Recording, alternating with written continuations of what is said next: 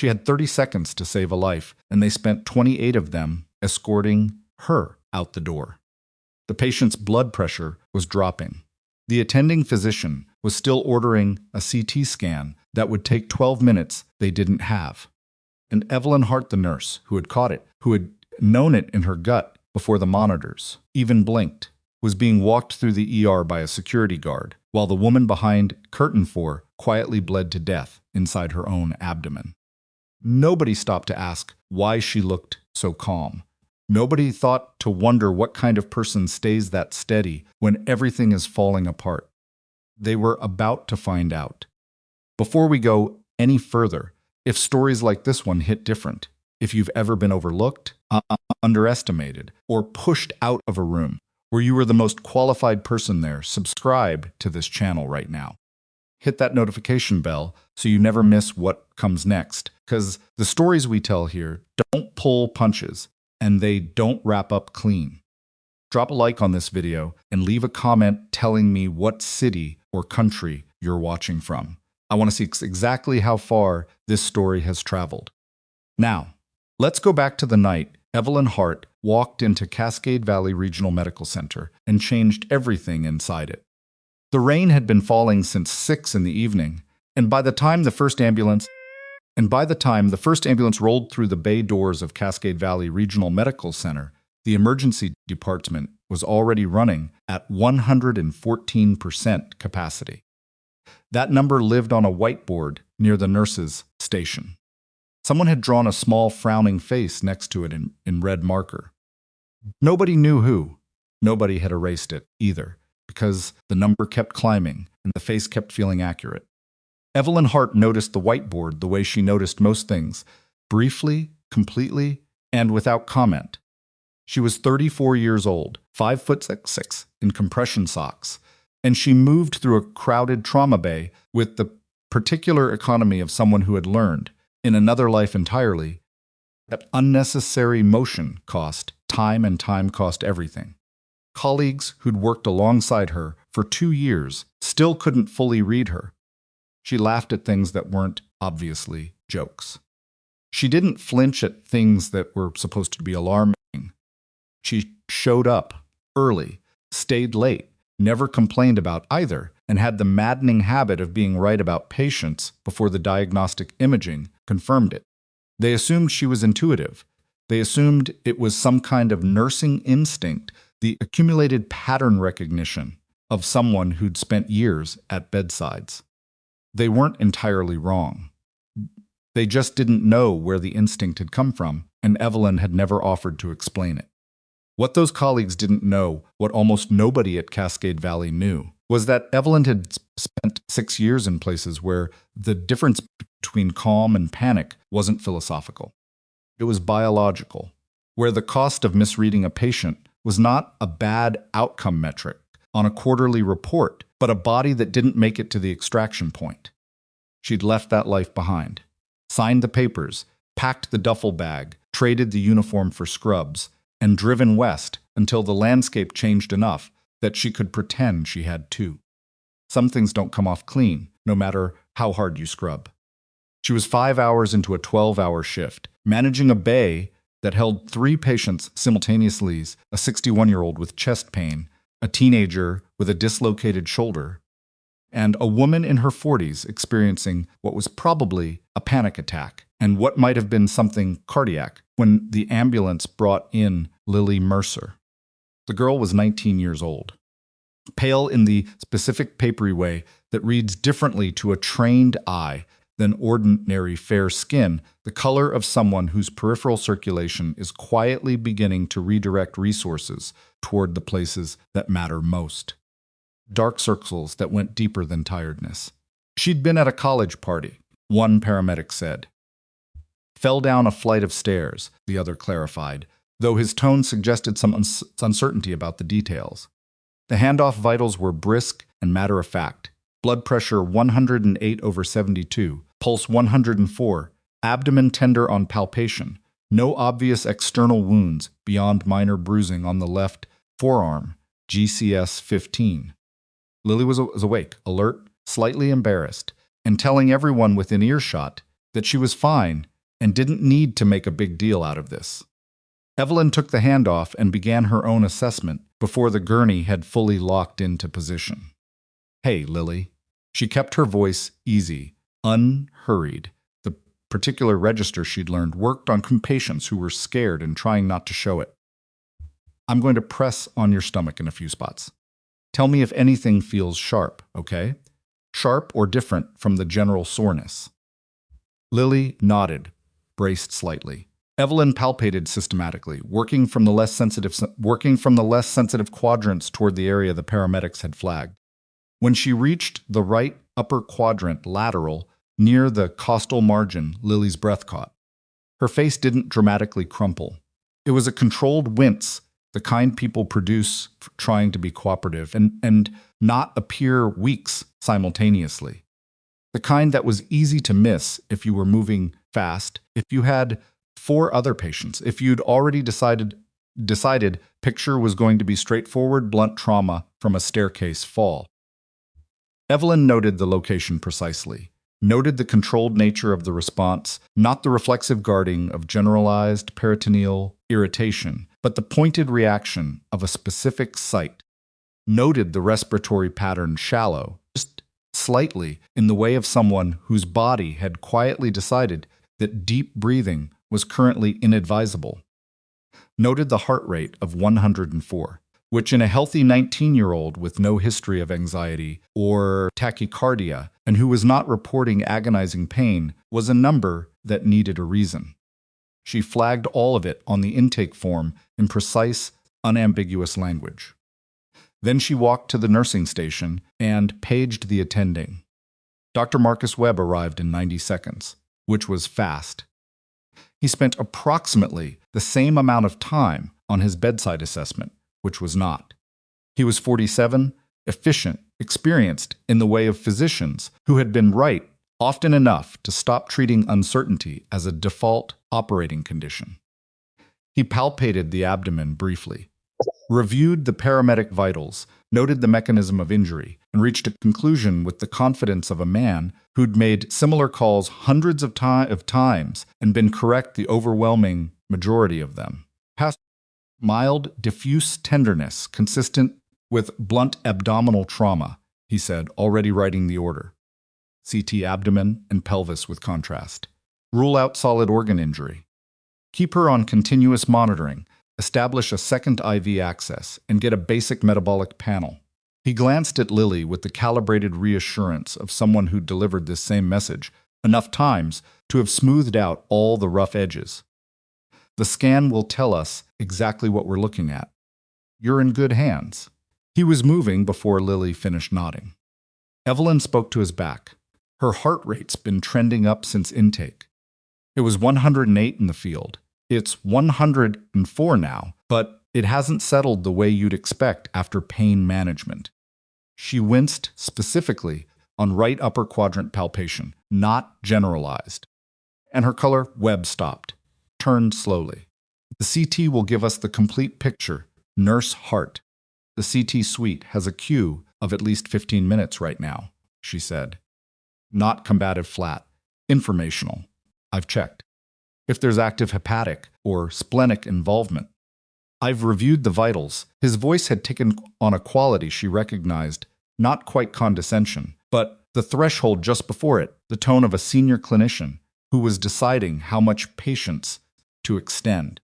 A CT is the clinically appropriate next step. If there are changes in her status, you'll page me. Yes, sir, she said it cleanly, without inflection. He walked away. She stood at the nursing station for a moment, looking at the board. Then she walked to the equipment alcove at the far end of the bay and checked the charge on the portable ultrasound unit parked against the wall. Full charge.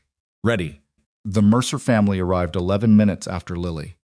Victor Mercer came through the ER entrance, the way men of significant money usually came into spaces that were designed for ordinary people, not rudely, exactly, but with the unthinking displacement of someone who had never had to consider whether they fit.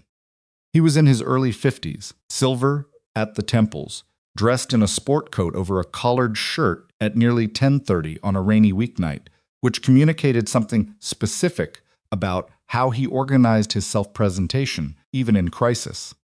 His wife Sandra moved slightly behind him, her face composed in the particular way of a woman who was genuinely terrified and had spent a lifetime learning not to let that show in her jaw. "Where is my daughter?" He said it to the first person he made eye contact with, which was the unit clerk, who pointed toward the trauma bay and began explaining the process. Victor was already walking. He pushed the curtain aside.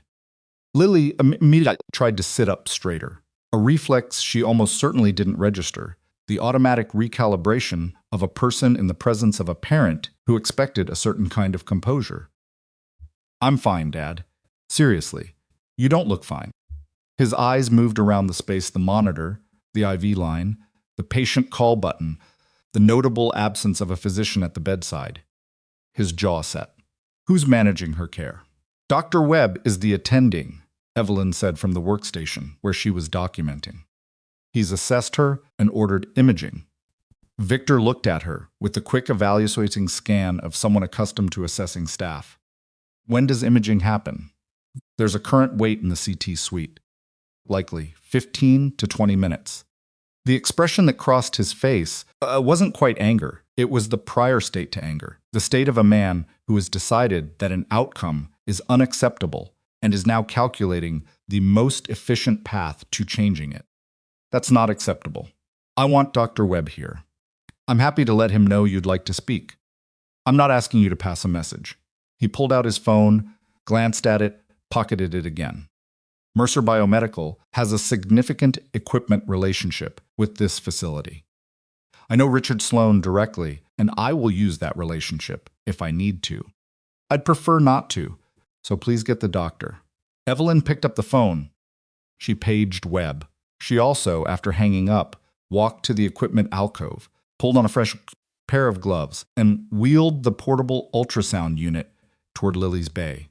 She positioned the machine with the screen angled slightly away from the main corridor. It wasn't deception. It was the practical geometry of performing a bedside procedure in a busy ER.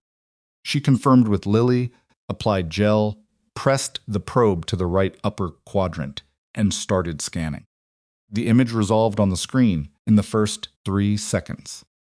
Morrison's pouch, the anatomic space between the liver and the right kidney. In a healthy patient with no intraperitoneal bleeding, it appeared as a uniform gray.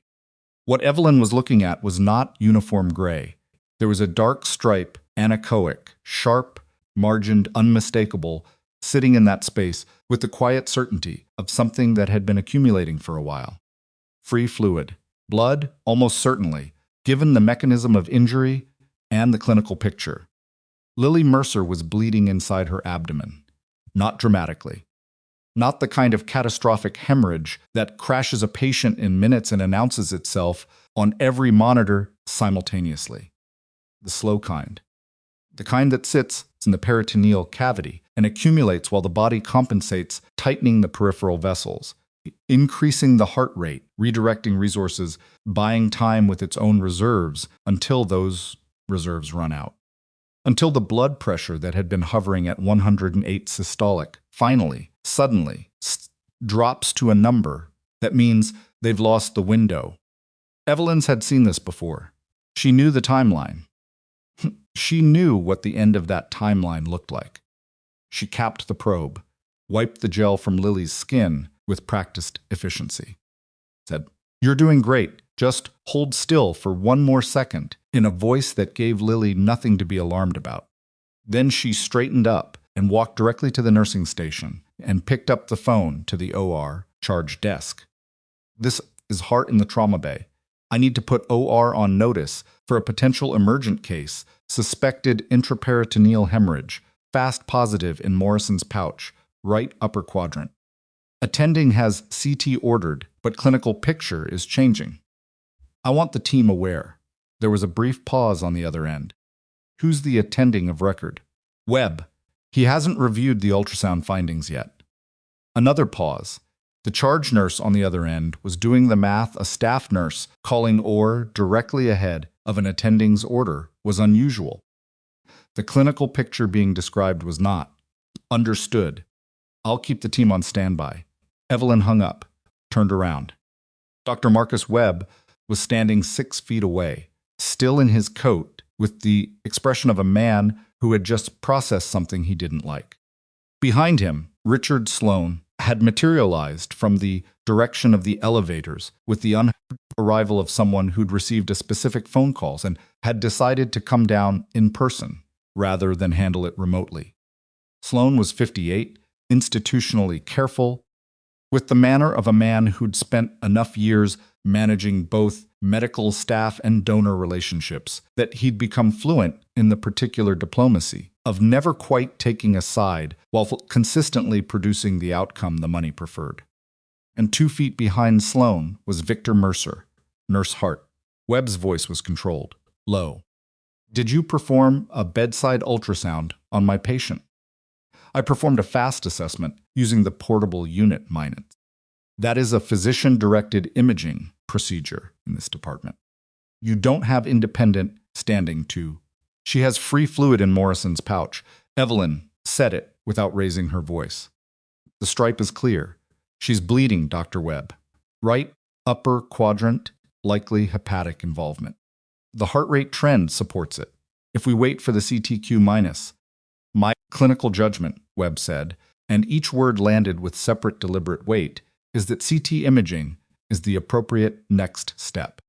My judgment, not yours. With respect, Nurse Hart, Sloane stepped forward. He had the practiced, almost apologetic tone of someone delivering an unpleasant administrative necessity. I understand you're advocating for your patient, and that's to your credit. But Dr. Webb has made a clinical determination, and you've now performed an unsanctioned procedure on a patient under his care. He glanced briefly at Victor. Mr. Mercer has raised concerns about the management of his daughter's case and given the procedural issue. Her pressure is going to drop, Evelyn said, not loudly. Just clearly. I'm telling you right now it's going to happen, and when it does there will be a very narrow window.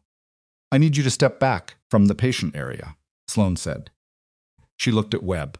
He was looking at the floor to his left, not at her, not at Lily, not at the monitor behind Lily's head that was displaying a heart rate of 109.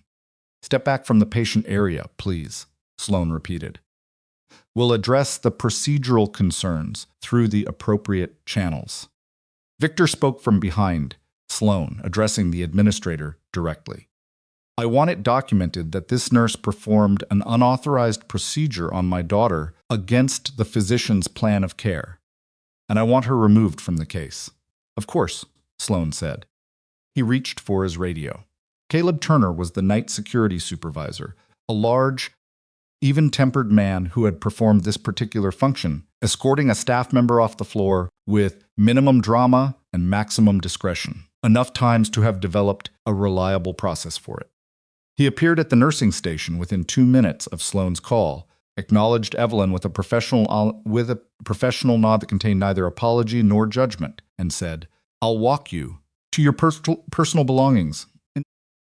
Evelyn looked at Lily. The girl was watching from behind the curtain with wide, uncertain eyes, and the particular stillness of someone who understands that something serious is happening, but can't identify exactly what it is.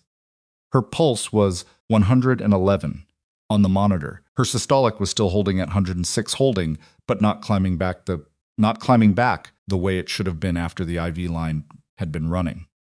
Evelyn looked at the young resident, who was standing at the edge of the nursing station with a tablet in her hands and an expression that had gone very quiet. Dr. Nadia Ose was 28, second year, the kind of resident who asked careful questions and wrote meticulous notes and had the slightly anxious precision of someone who was still measuring the distance between what they observed and what they were allowed to say about it. Watch the pressure, Evelyn said to her quietly. Directly, not asking permission. Set an alarm threshold at 90 systolic. Don't wait on it. Ose gave one small quick nod. Evelyn dropped her gloves in the biohazard bin, retrieved her badge from the workstation counter, and followed Caleb Turner toward the administrative corridor. The door swung shut behind her. 43 steps to the bench outside the administrative office. She counted without deciding to an old reflex, the kind of repetitive, grounding behavior you pick up when your brain learns that environments can become dangerous without warning. And maintaining spatial awareness is a form of survival. She sat on the metal bench under the exit sign and looked at the hallway's beige wall and thought about nothing in particular and everything specific simultaneously. She thought about the dark stripe on the ultrasound screen.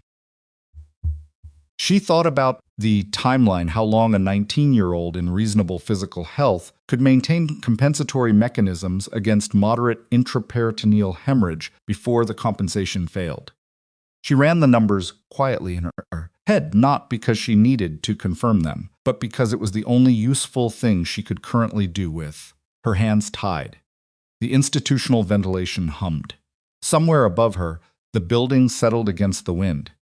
The rain had intensified. She could hear it now against the skylight above the administrative corridor, a sustained, low roar that was almost white noise. She pulled out her phone, looked at it without unlocking the screen, thought about calling someone, couldn't construct a sentence that would make the call useful. Put it away. Waited. 6 minutes and 40 seconds later, she wasn't timing it, but the clock on the wall was directly in her eye line. The administrative corridor door crashed open, and Dr. Nadia Ose came through it at a full sprint, tablet clutched against her chest, face stripped of every professional layer she'd been carefully building for 2 years. She crashed, Ose said, slightly breathless. Systolic dropped to 84. Webb called it. He's taking her to OR. Canceled the CT. She's being prepped now. She stopped 2 feet away and made the specific eye contact of someone delivering the secondary report to the person who'd predicted the primary one. He's ordering O negative pending type and cross. Evelyn stood up. She's AB negative. I ordered the type and cross. When she came in, it should be in the system under my login. The result is back. She was already thinking forward, past the blood type, to the next probable gap. If they haven't cross-matched, they need to do it now before they open her. And they'll need surgical teams for hepatic involvement or have a general surgeon with hepatic experience on tonight. Or do they need to call Minus? Webb is already in there. Okay, she stopped herself. Took one measured breath. Tell the charge nurse the type and cross result is in the system. My login. AB negative. That's the priority, get the right blood on its way before they're in the abdomen. Ose was already turning back toward the door. Doctor? Ose, she stopped. Evelyn looked at her. You noticed it too, didn't you? Before this. The resident was quiet for a moment. Then I saw her rate trending up. I thought she stopped. Recalibrated. I didn't say anything. You said 2 words when it mattered, Evelyn said. That counts. Ose held her gaze for 1 second, then pushed through the door at a run. Evelyn stood in the doorway and didn't cross the threshold. She pressed one hand against the frame, not for support, just the physical anchor of something solid, and breathed through the next few minutes the way she'd breathed through worse ones in worse places, evenly, deliberately, measuring the intake and the release and not letting the space between them collapse. Behind that door, a surgical team was cutting open a young woman's abdomen to find bleeding that a nurse with no official standing to perform the diagnostic test had found 40 minutes ago and been removed from the floor for identifying. The rain hammered the skylight above her. Then she heard it. Low at first, so low that she thought for a moment it was a trick of the building's ventilation system, some harmonic produced by the wind and the rain and the ductwork. But it built too fast for that, rising through the frequencies with the relentless mechanical authority of something large and purposeful descending from above. Rhythmic, percussive. The distinctive overlapping pulse of rotor blades, not one aircraft she registered, but multiple, flying in close formation. She looked up at the skylight. Through the water-blurred glass, she could make out the sweeping whitewash of searchlights cutting through the rain and dark, illuminating the clouds from below in wide, deliberate arcs. Those were not med-evac helicopters. The sound was too heavy, too layered. The searchlight pattern was coordinated. This was military aircraft, and it was sitting directly overhead, and Cascade Valley Regional Medical Center was a civilian hospital in a mid-sized Pacific Northwest city with no military installation within 40 miles. Evelyn's hand left the doorframe. Her phone buzzed in her pocket. She retrieved it and looked at the screen. Unknown number. She had approximately 15 numbers saved in her contacts. She almost never got calls from numbers not in that list. She answered it. Hart. The voice on the other end was male, clipped, calibrated with the specific economy of someone for whom words were functional instruments rather than social ones. Everything in her went still. This is Brigadier General Adrian Cross, the voice said. I'm currently on approach to your location. I need you to stay exactly where you are and not go anywhere. The rotor sound was directly overhead now, pressing down through the roof and the ceiling and the insulation between them, a physical vibration that she could feel in her sternum. Evelyn looked up at the skylight, looked at her phone, looked at the administrative corridor door with its small square of reinforced glass, behind which the entirety of Cascade Valley Regional was right now either operating on a girl she'd spent 2 hours fighting for or finishing the paperwork for why she'd been removed. She thought about the last time she'd heard a voice issue an order like that, with that particular timbre of absolute certainty, the complete absence of the verbal padding that civilians used to soften directives into requests. She hadn't heard it in 4 years. I'm not going anywhere, she said. The rotors above her were so loud now that she had to press the phone harder against her ear to hear his response. Good, Cross said. And the line went quiet, and Evelyn Hart stood in a hospital hallway in the rain-loud dark and waited for whatever was coming next, which, based on everything she knew about the man whose voice had just come out of her phone, was going to be nothing she could have predicted, and nothing she was prepared to explain to anyone in this building. The rotors didn't let up. They pressed down through the roof of Cascade Valley Regional with the kind of sound that rearranged the air around it, not just loud but physical, the overlapping percussion of multiple heavy aircraft in close formation, doing something that's civilian airspace over a mid-sized Pacific Northwest city on a rainy Wednesday night, had no framework to accommodate. Inside the administrative corridor, the fluorescent light fixtures trembled. A paper evacuation diagram, tacked to the wall, shivered against its pushpins. Evelyn stood with her phone at her side and looked up at the skylight and watched the searchlight wash move in slow, deliberate sweeps through the rain-blurred glass above her. And she did the thing she had learned to do in circumstances that exceeded available context. She stopped trying to predict the shape of what was coming and simply waited for it to arrive. The waiting lasted 4 minutes. She knew because the clock on the wall was still directly in her eye line, and she had nothing else to look at. At minute 2, she heard the roof access door open somewhere above her, the metallic clunk of a heavy-duty latch disengaging, followed by footsteps on the stairwell that connected the rooftop landing pad to the building's interior. Not one set of footsteps, several. Moving with the coordinated cadence of people who had rehearsed this kind of entry before, who knew how to move through an unfamiliar building without bunching up in doorways or losing time to uncertainty. At minute 4, the stairwell door at the end of the administrative corridor opened. The man who came through it first was not what most people pictured when they imagined a Brigadier General. Adrian Cross was 51 years old, medium height, lean in the way of someone whose physical condition was functional rather than aesthetic, maintained because the job required it, not because he was interested in how it read. He was in uniform, service dress, with the silver star of his rank on his shoulder, and a face that looked like it had processed a significant volume of difficult information over its lifetime, and arrived at a general policy of not spending energy on expressions that weren't strategically useful.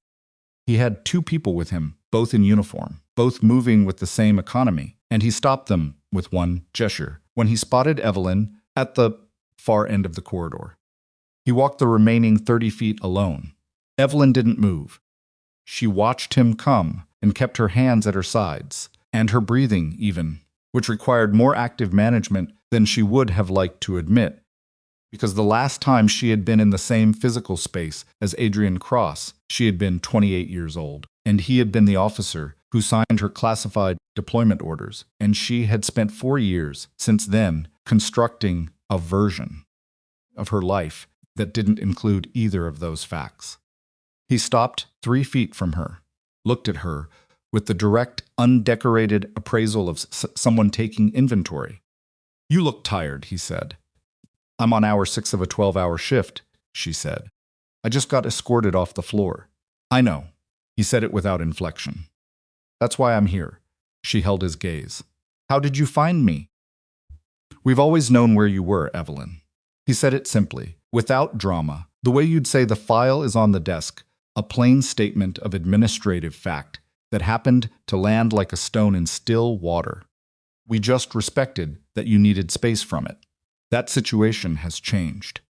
She processed that for exactly as long as it took her to decide that demanding the full explanation right now in a hospital hallway, while a 19-year-old was in surgery 40 feet away, was not the most efficient use of the next 30 seconds. "What situation?" "Multiple things converging," Cross said.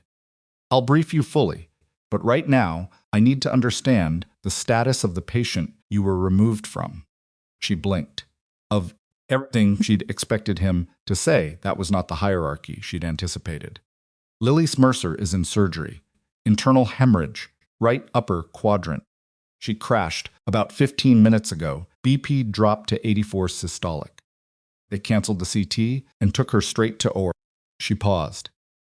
"I identified it an hour ago. They removed me from the floor before it was acted on." Cross was quiet for a moment. Then, "What's the surgical team's current status?"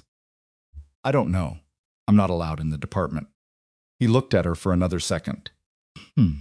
Then he turned to the 2 people behind him and said something in the clipped shorthand of people accustomed to communicating in compressed time. One of them, a woman, late 30s, sharp-featured, nodded and moved toward the stairwell door. The other stayed. General. Evelyn said it before she'd fully decided to. "The patient needs AB negative blood products. I ordered a type and cross when she came in. It should be in the system. If the surgical team doesn't have that information." Kapoor. Cross said it over his shoulder without turning. The woman, already through the stairwell door, was apparently named Kapoor. She heard it, acknowledged it. The door closed. Cross looked back at Evelyn. "Walk with me." He didn't take her back into the ER. He took her up back through the stairwell, 1 floor, to the hospital's administrative level, where the conference rooms and executive offices sat quiet and largely empty at this hour. He chose a conference room with a window that faced the ambulance bay, and he left the light off, and the 2 of them stood at the window in the rain-lit dark, and he told her, with the measured economy of someone who had rehearsed the relevant facts, why a Brigadier General had landed a pair of Black Hawks on a civilian hospital rooftop on a Wednesday night. It wasn't simple. It was the kind of story that required context. She'd thought she'd left behind names she hadn't heard in 4 years, an investigation that had apparently been running for 18 months, a thread that had come, unexpectedly, to a point of convergence that involved a civilian hospital in Portland and a nurse who'd spent 2 years pretending she'd never done anything more complicated than manage an IV line. She listened without interrupting. That was also an old habit. When he finished, the silence lasted a few seconds. "You need me for the investigation," she said. "We need what you know," Cross said. "And we need it documented in a way that will survive legal scrutiny. That requires your voluntary cooperation and your presence. I've been suspended pending an administrative review." "I'm aware of that." "The hospital administrator removed me from the floor based on a donor's complaint," she said. I performed a fast exam that the attending hadn't ordered, and the patient crashed 20 minutes later, exactly the way I said she would. And I'm sitting in a dark conference room while she stopped. Recalibrated. I'm not irrelevant to what's happening in that OR right now, General.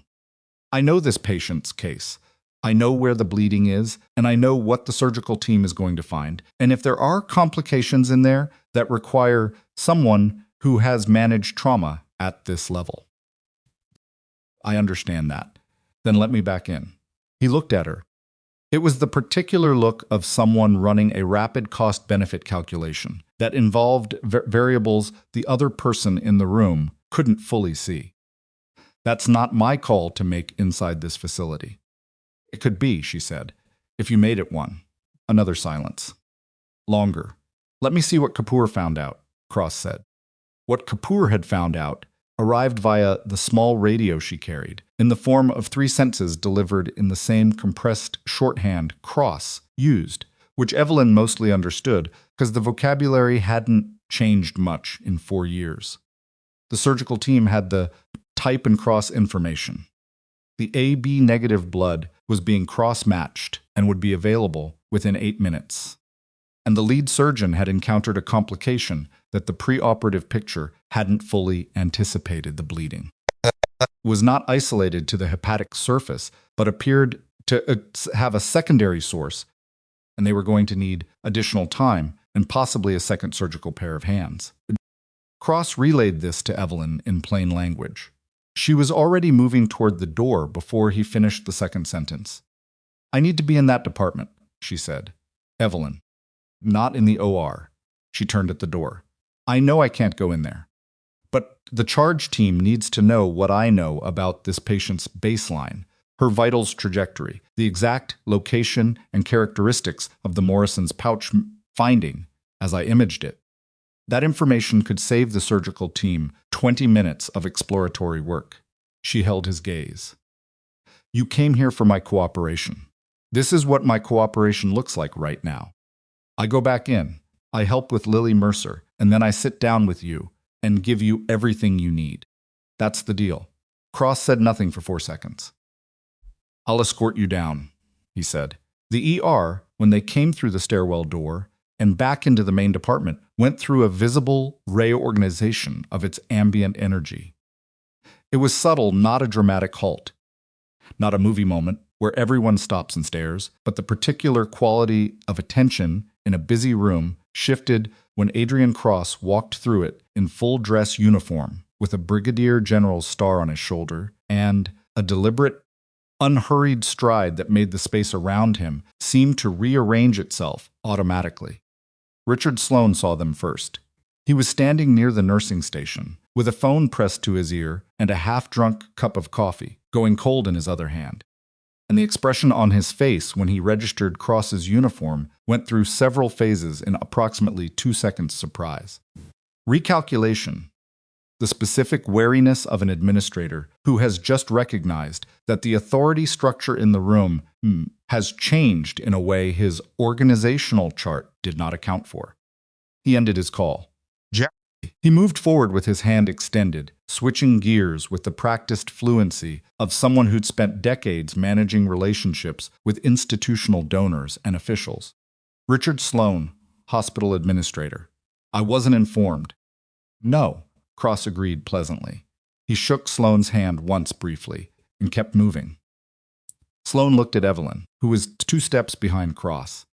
His expression shifted again, through surprise into something harder and more specifically directed.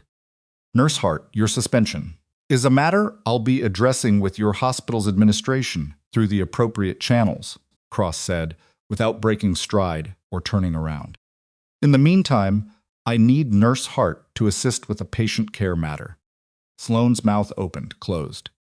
He looked at the silver star on Cross's shoulder, with the expression of a man rapidly recalculating which of his established relationships currently carried more institutional weight, and arriving at an answer he didn't particularly like. He didn't stop them. Dr. Marcus Webb was harder. He was at the McClellan nursing when they came through pulling up Lily's preoperative chart on the workstation terminal. And when he looked up and saw Cross in uniform and Evelyn behind him, the expression that crossed his face was more complex than Sloane's, less about power dynamics and more about the specific, uncomfortable experience of being a competent physician who has just had their clinical judgment retrospectively challenged by events. He straightened up, addressed Cross directly, which was the right instinct, even if the wrong conversation opener. General Cross, I'm Dr. Marcus Webb, attending physician on the Mercer case. I'm not sure what's brought you to our department, but I need to clarify that the patient is currently in surgery, and I know she's in surgery, Cross said. I understand there's a secondary hemorrhage source that the team didn't anticipate. Webb blinked. How did you? I need Nurse Hart to brief your charge team on the imaging characteristics she documented during her bedside assessment. The exact location and presentation of the Morrison's pouch finding and any secondary signs she noted during the exam. Cross paused. One beat. That information is relevant to what your surgical team is currently navigating. Webb looked at Evelyn. It was a different look than the one he'd given her 40 minutes ago, not softer. Exactly, but fractured at the edges, the look of someone whose certainty has developed a visible crack that they haven't yet decided how to address. You saw secondary indicators? He said. His voice was quieter. Right upper quadrant, lateral margin, she said. There was a secondary stripe, smaller, inferior to the main pocket. I noted it, but didn't include it in what I reported to you. Because the primary finding was the immediate priority.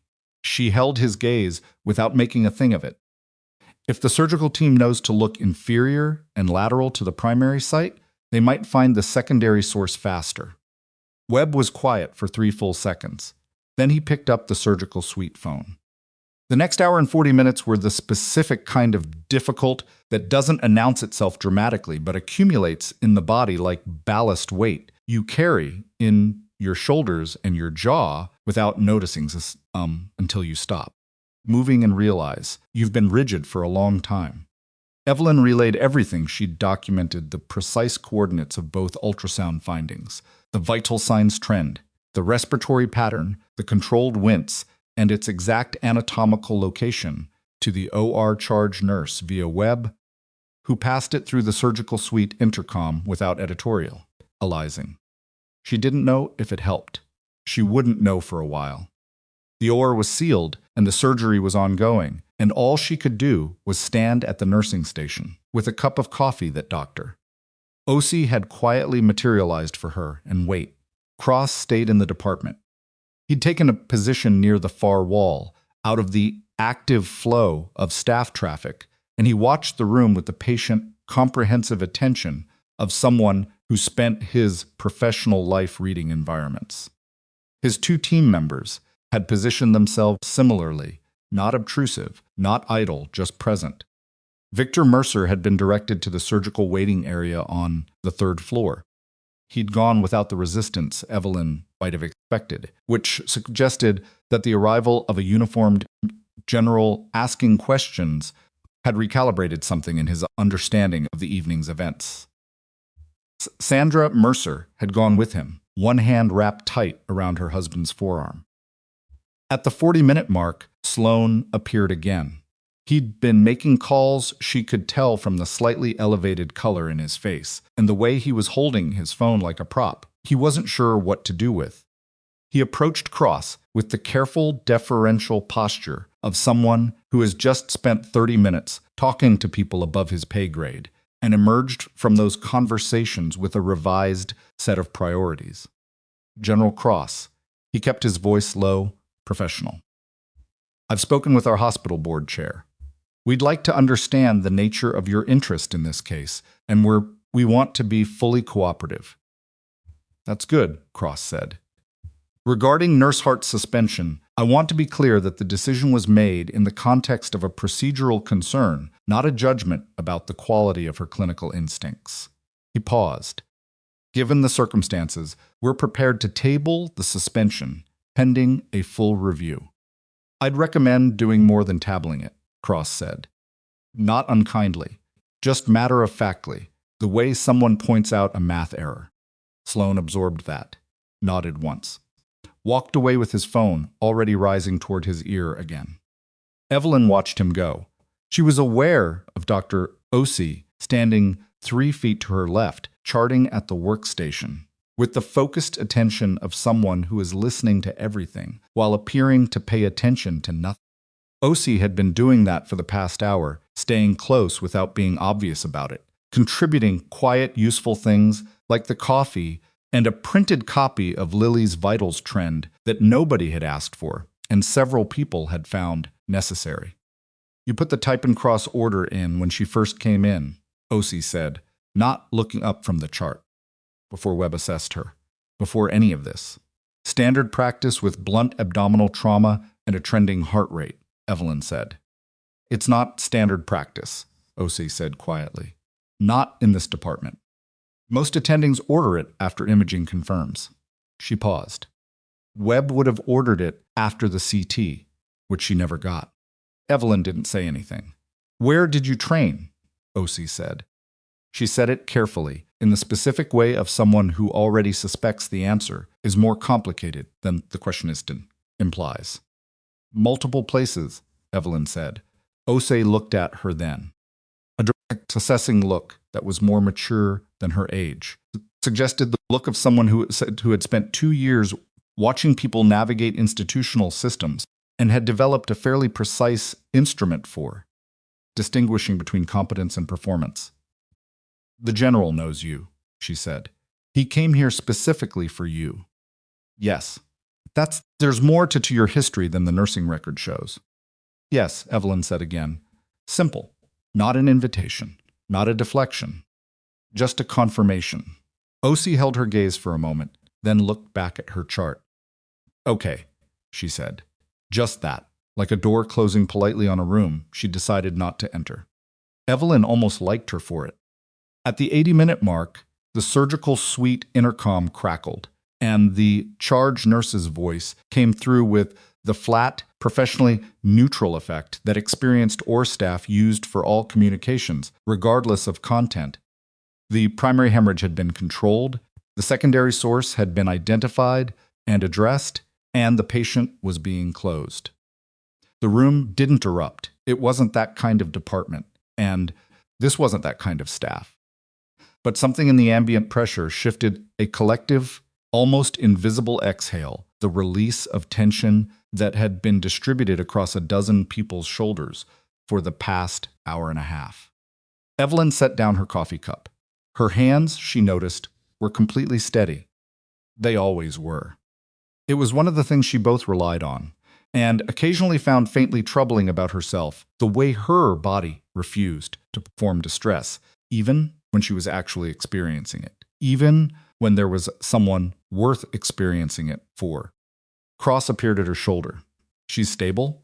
Being closed, Evelyn said. They found the secondary source. She paused. They found it. He said nothing.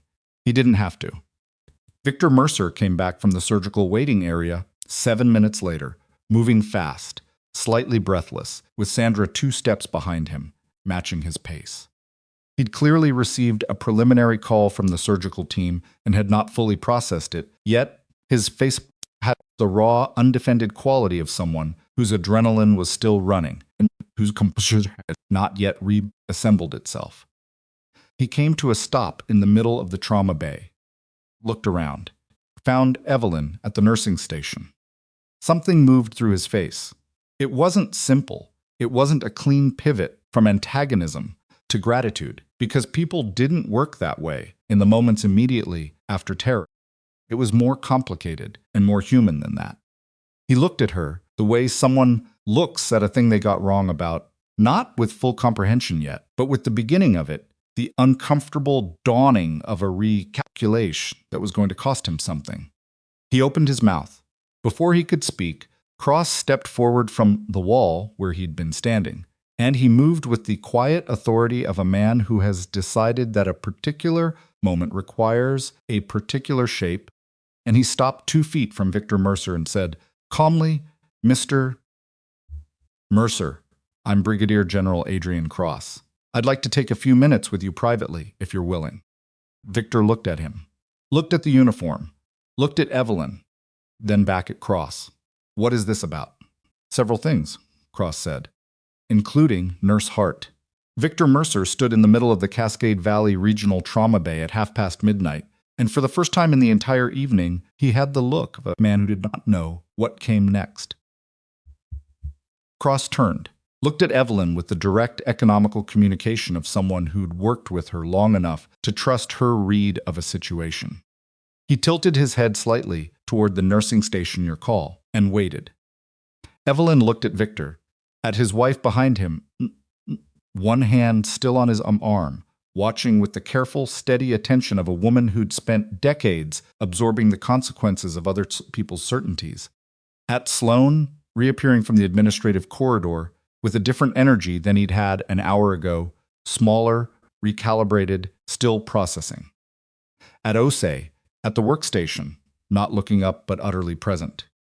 Then Evelyn looked at the trauma bay, the curtains, then the monitors, the familiar controlled chaos of a department that had been running at 114% capacity since 6 o'clock and was still running because it didn't stop, because it never stopped, because the people in it stayed and the work continued regardless of what any one shift contained. She turned back to the nursing station, picked up a patient chart that needed completing, sat down. I have work to do, she said. And the OR charge intercom crackled again. And this time, the voice said the patient was stable in recovery and asking for her parents. And Victor Mercer made a sound that was not quite a word and moved toward the elevator. And Cross watched the room for a moment with an expression that was as close to something complicated as his face usually got. He crossed to the nursing station and stood beside Evelyn. She was already writing. We still need to talk, he said. I know, she said without looking up. Give me 20 minutes. He nodded, started to move away, then stopped. There's something you should know before we sit down, he said. His voice had dropped, gone quieter, in the specific way of someone introducing information that changes the dimensions of the conversation ahead. The investigation I told you about upstairs, the thing that brought us here tonight. It connects back further than 18 months. He paused. It connects to your last deployment. Evelyn's pen stopped moving. Specifically, Cross said, it connects to the mission in the Korengal where you pulled 4 men out of a burning vehicle under direct fire, and nobody wrote an accurate report about what happened because the officer who was supposed to write it had reasons to want.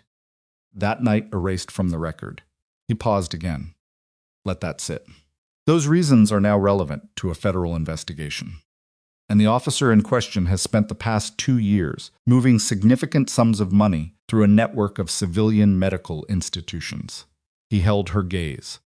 One of which is this hospital.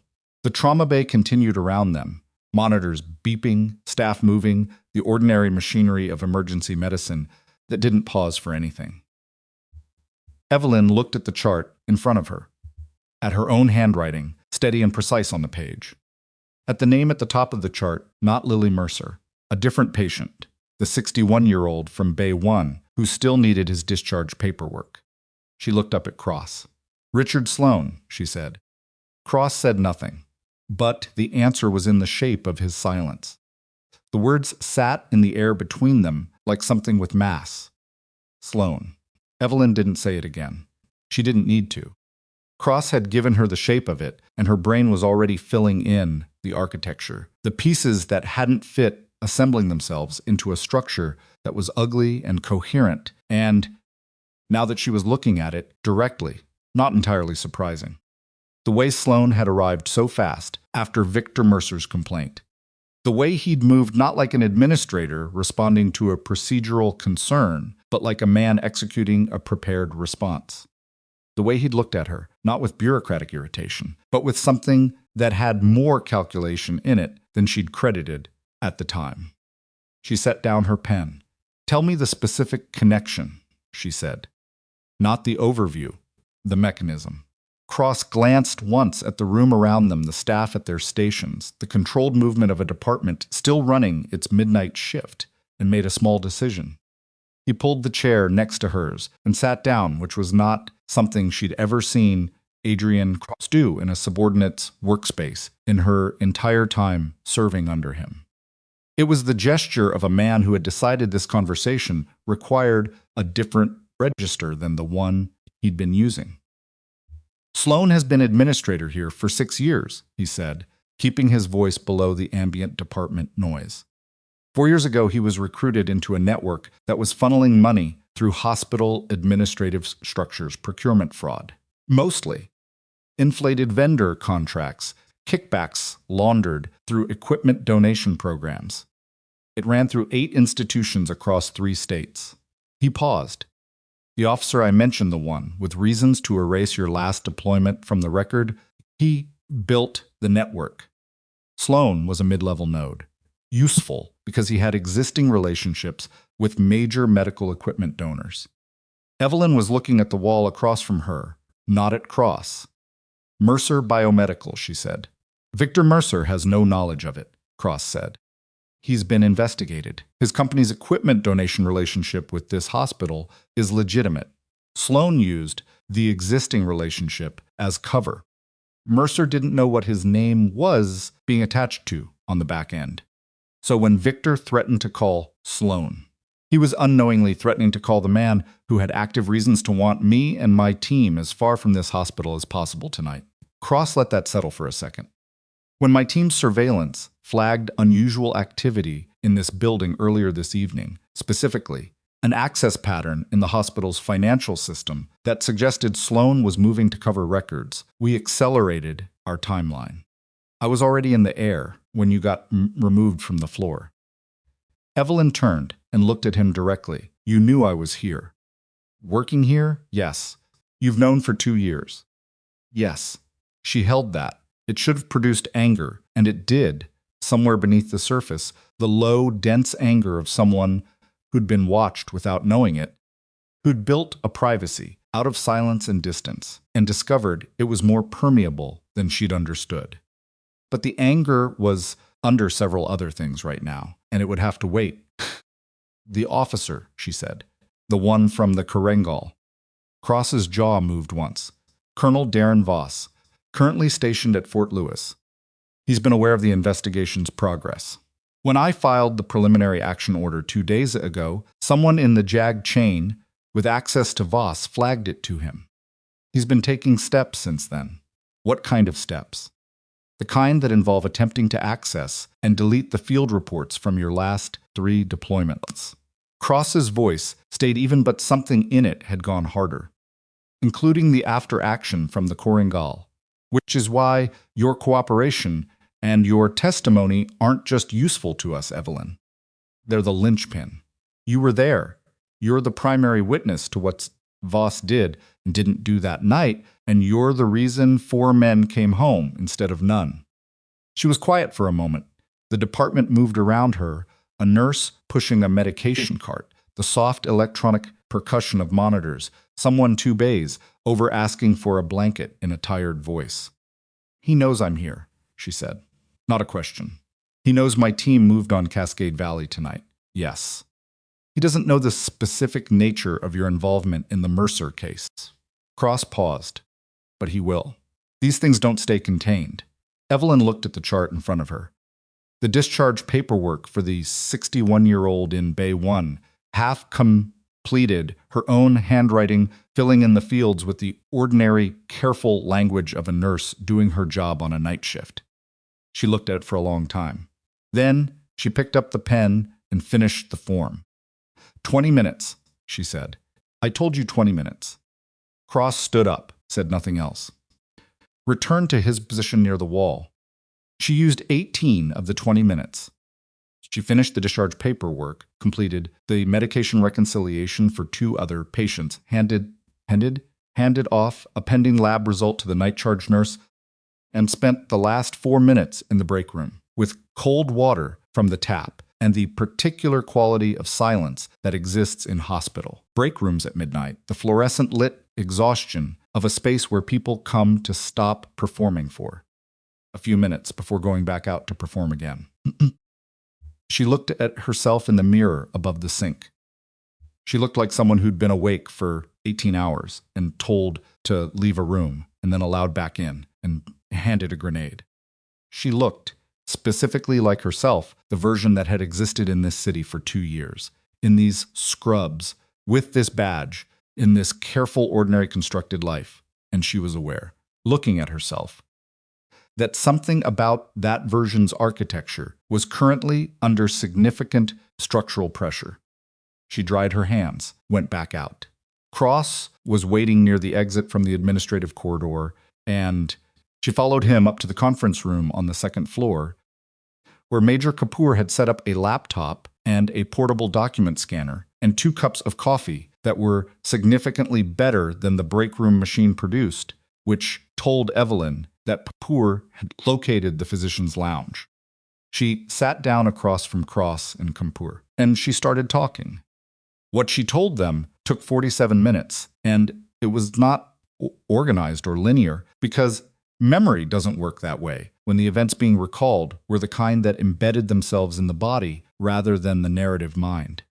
She told them about the valley and the vehicle and the specific quality of light that night, blue-gray, pre-dawn of visibility, the kind of was just enough to make you think you could see and not quite enough to confirm it.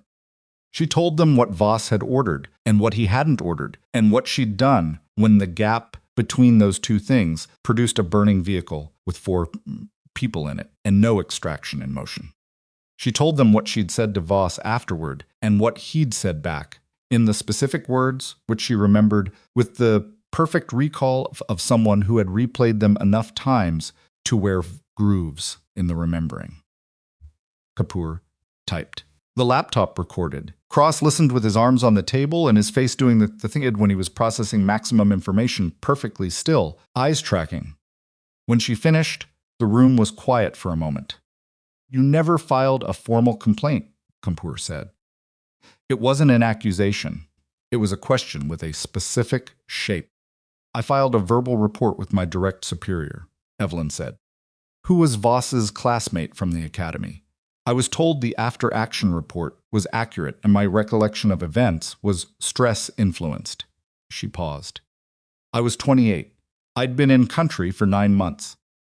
When a colonel and a major tell a specialist that her memory is stress-influenced, the institutional weight of that is. She stopped. Adjusted. I left at the end of my service term. That was my formal complaint. Kapoor looked at Cross. Cross looked at Evelyn. We have 2 of the 4 men you pulled out that night, he said. Staff Sergeant Reyes and Specialist Dunbar. They've given statements. They corroborate everything you've just told us. He paused. We needed yours to establish the command failure, specifically. Voss's decision to not order extraction that has to come from a witness with officer proximity to the command chain, and in the chaos of that night, you were the closest. I wasn't an officer. You were functioning as a de facto trauma team lead, and Voss was directing you. That puts you in the command proximity required.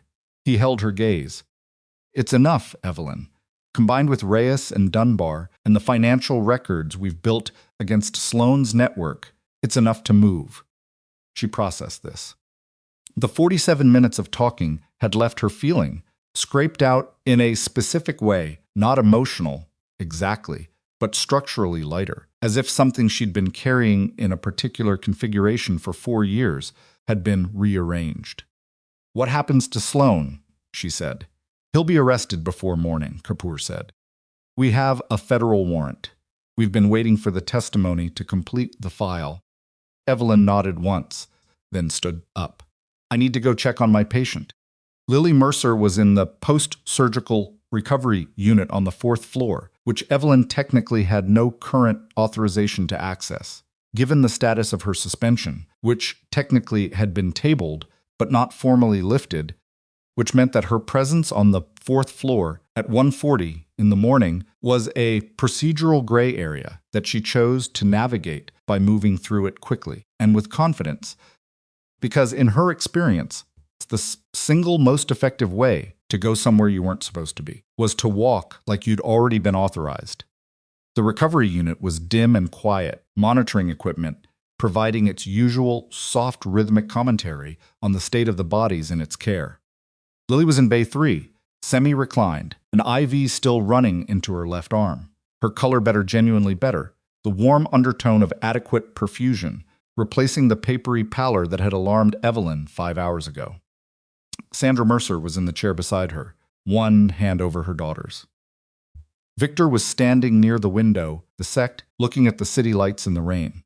He heard her come in and turned before she could decide whether to announce herself. So, for a moment, he just looked at her. The composure that was so much a part of his self-presentation had not fully reassembled since fully reassembles whatever Adrian Cross had said to him downstairs.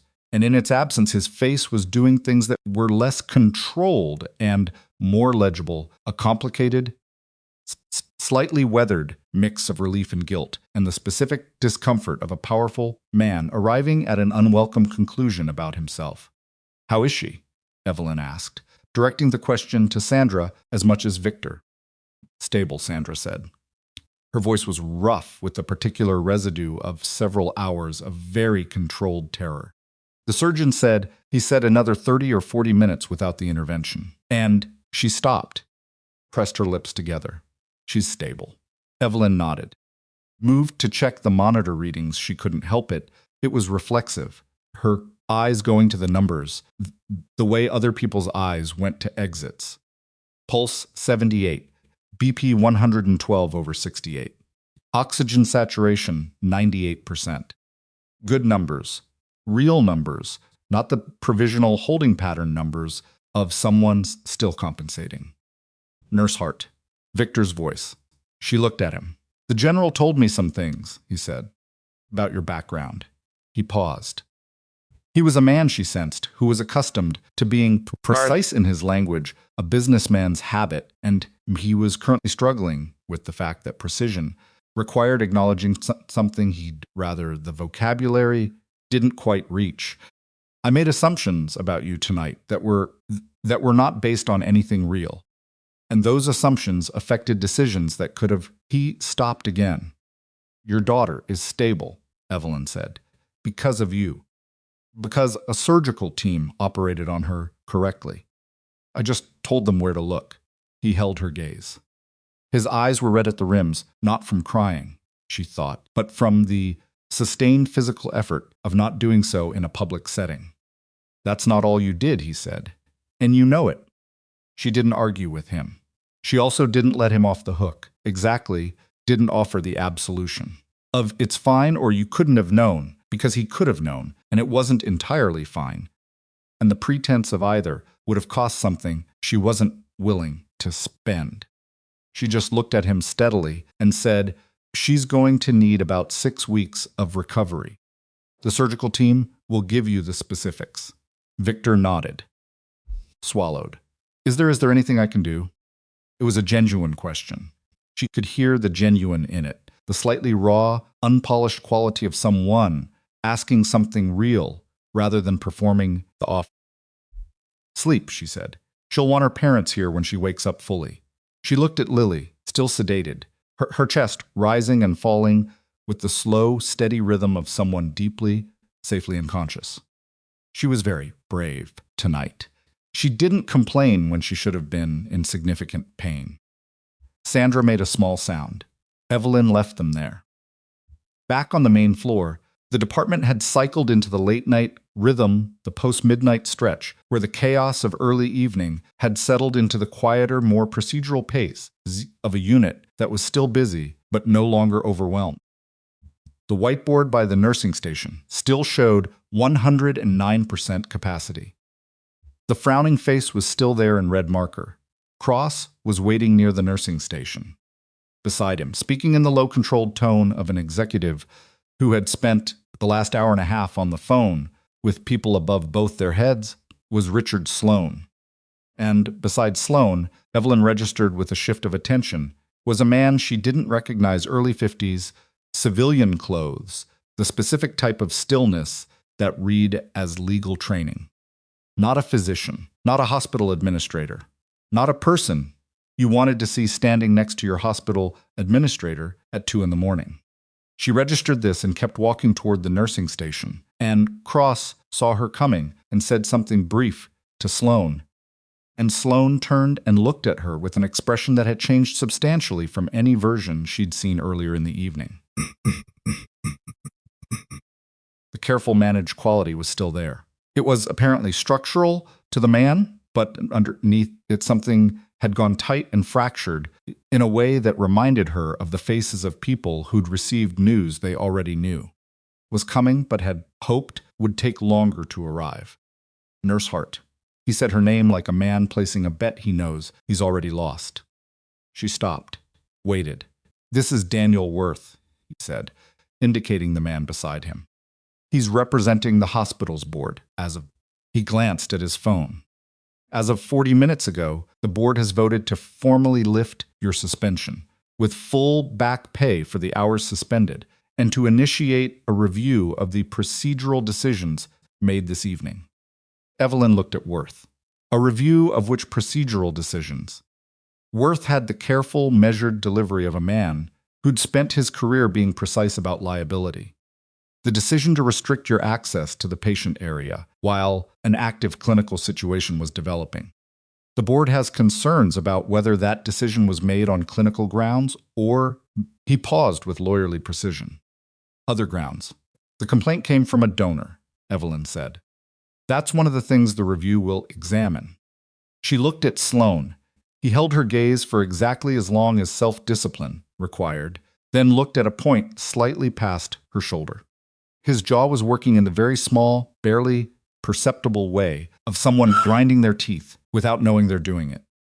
"Your access is fully restored," Worth said, "effective immediately." She nodded once, picked up the chart she'd come back to the nursing station to retrieve, started reading through it. Cross appeared at her elbow within 30 seconds, which was fast even for him. "Worth is the board's outside counsel," he said quietly. "He received a call from our team's legal division at 1:15. He drove from home, I figured.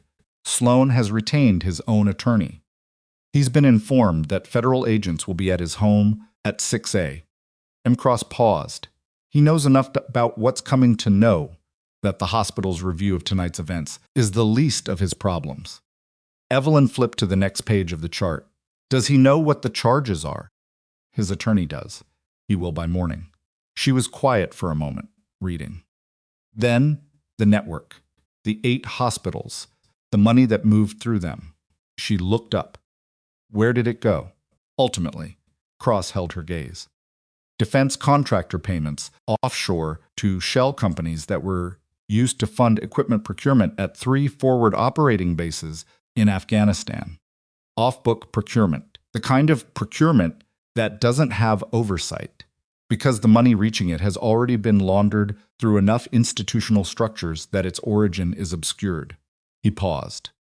The kind of procurement that allows a field officer to acquire equipment and resources without accounting for how they're used, or on whose orders. She understood then, not just the financial mechanism, she'd understood the shape of that from what he told her upstairs. She understood the why. The reason Voss had built the network, the reason the Karengal mattered, the reason erasing that night's record was worth enough to construct an elaborate money laundering architecture across 8 hospital systems. The equipment that night, the extraction vehicle that hadn't come, the burning wreckage that she'd run toward while the officer responsible for ordering the response stood 30 feet back and made a different calculation. Voss hadn't failed to act. He'd chosen not to act. And the reason he'd chosen not to act was connected to equipment in that valley that shouldn't have been there under legitimate procurement equipment, whose existence on an official after-action report would have generated questions that led places he couldn't afford them to lead. 4 men had nearly burned to death in a vehicle in the Korengal so that Darren Voss could keep a procurement ledger clean. Evelyn set down the chart. "He's still at Fort Lewis," she said. "He was as of 6 hours ago, when your preliminary action order was filed 2 days ago, and someone flagged it to him." She looked at Cross. You said he's been taking steps. What specifically? Beyond the record access attempts. Cross was quiet for 1 second. The quality of that second was different from his usual considered silences. It was the silence of a man choosing how much of a problem to transfer. Kapoor, he said. He didn't raise his voice. Kapoor appeared from the direction of the administrative corridor within 15 seconds, which meant she'd been close, and she'd been waiting for this. We got the update from Fort Lewis? Cross said. Yes, sir. Kapoor's voice was level. Voss left the base at 2347. Personal vehicle. He told his aide he was going home. He didn't go home. Evelyn was looking at Kapoor. Where did he go? Kapoor glanced at Cross. He gave her the smallest nod. We don't know yet, Kapoor said. We have his vehicle on cameras heading south on I-5. He stopped at a rest area outside of Olympia, and the camera coverage drops. We have a bolo out, but she paused. He had a 4-hour head start before we knew he'd moved. I-5 south, Olympia. The geography arranged itself in Evelyn's mind with the automatic spatial awareness of someone who'd spent years needing to know where things were relative to each other. Olympia was 90 miles from Portland. 4-hour head start, a rest area camera drop. A man who knew a federal case was closing around him and had just learned that the primary witness in that case was in a specific building in a specific city. She looked at the clock on the wall. 2:17 A.M. He's coming here, she said. Cross didn't say I don't think so, or we can't be sure of that, he said. Kapoor, get a unit on the building perimeter. And Kapoor already had her radio in her hand, and the ordinary midnight machinery of Cascade Valley Regional Medical Center continued its rhythmic, indifferent percussion around them, while somewhere on a rain-dark highway, a man, with something to lose, drove south at whatever speed he thought he could sustain without being stopped. Evelyn looked at the ER entrance, the sliding glass doors, automatic, opening and closing, with the steady rhythm of a department that didn't stop for anything. She looked at the clock, 2:18. Kapoor had 3 people on the building perimeter inside of 4 minutes. Evelyn knew this because she counted not deliberately, not out of anxiety, but because her brain had apparently decided that the most useful thing it could do with the next 4 minutes was maintain a running operational tally. 1 unit at the ambulance bay entrance, 1 at the main hospital lobby on the north side, 1 at the parking structure access point that connected to the administrative wing. Cross's people, all of them, moving with the practiced efficiency of a team that had rehearsed exactly this kind of rapid perimeter establishment and didn't need to discuss the geometry of it out loud. The ER entrance remained open. It had to. You couldn't lock a functioning emergency department at 2 in the morning because a federal fugitive might be driving south on I-5. People were still coming in through those sliding doors, a man with his hand wrapped in a bloody dish towel, an elderly woman in a wheelchair being pushed by a younger man who looked like he hadn't slept in 2 days. His questions, a paramedic crew with a new intake already rattling off vitals at the bay entrance. The department didn't stop. It never stopped. And anything that happened inside it tonight would happen inside a room full of patients and staff who had nothing to do with Darren Voss or dead record deployments or Mamun's money laundered through procurement networks across 3 states. Evelyn understood this problem without being asked to understand it. She walked across, who was on his radio near the administrative corridor entrance. He registered her approach and held up 1 finger 60 seconds, and she waited. And when he finished the radio exchange, he turned to her with the expression of someone managing more variables than they're comfortable advertising. What's his most likely objective? She said. Not a question. An invitation to confirm what she'd already concluded. Cross looked at her. If he believes you're the primary witness and the testimony is already recorded, his options are limited. He's not coming to destroy the testimony, she said.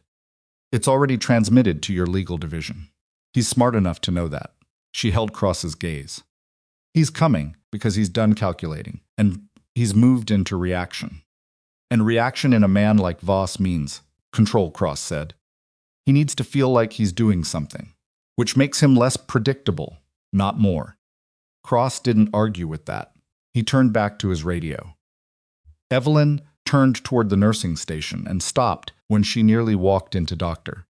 Marcus Webb, who was standing 2 feet from her with a tablet in his hands and the specific expression of a physician who has spent the last 2 hours revising a significant portion of his professional self-assessment and is not finding the process comfortable.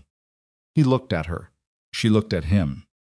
The moment had an awkward, ungainly quality. 2 people who'd been in direct professional conflict 6 hours ago, now occupying the same small space with the knowledge of how that conflict had resolved, sitting heavily between them.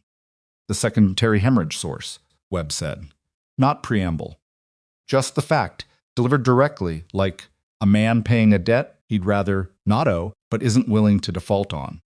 Inferior and lateral to the primary site, exactly where you described it. He paused.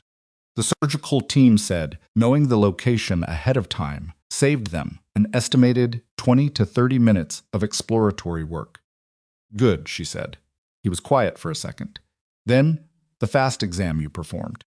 Your technique, the coverage you got with a bedside unit, the secondary finding identification, that's not standard emergency nursing competency. No, she agreed. Where did you develop it? She met his eyes steadily. Forward operating environments, where you don't have a CT suite and the machine you have is whatever fits in a kit bag, and the patient in front of you is the only diagnostic information you're getting. Webb absorbed this with the slightly rigid posture of a man receiving information that restructures something he thought was already built. His jaw moved once. I should have listened to you earlier. It was not a simple thing for him to say. She could hear the cost of it in the flatness of his delivery, the specific flatness of someone who's stripped the emotion out of an admission so they can get it out without it sticking in their throat. Yes, she said, because agreeing honestly was more respectful than deflecting it, and he'd earned the honest versions by saying it at all. He nodded once, turned and walked back toward the bay. She watched him go, not with satisfaction, not with residual anger, with the mild observational attention of someone watching a person do the right thing slightly, too late, and still recognizing it as the right thing. Webb was not a villain. He was a competent physician who'd had his certainty exploited by a powerful man's complaint and an institutional culture that valued relationics, that valued donor relationics, more than it was comfortable admitting. That was a more common and more insidious problem than outright bad medicine, and its consequences were real, regardless of its mundanity. Went back to the nursing station and picked up the chart she'd been working on. Met. At 2:47, Kapoor's radio produced a burst of compressed communication that Evelyn parsed from 8 feet away: vehicle description, partial plate, parking structure on the east sides, and Cross was moving before the last syllable landed. Stay inside the department, he said to Evelyn as he passed. She kept charting. She lasted 90 seconds.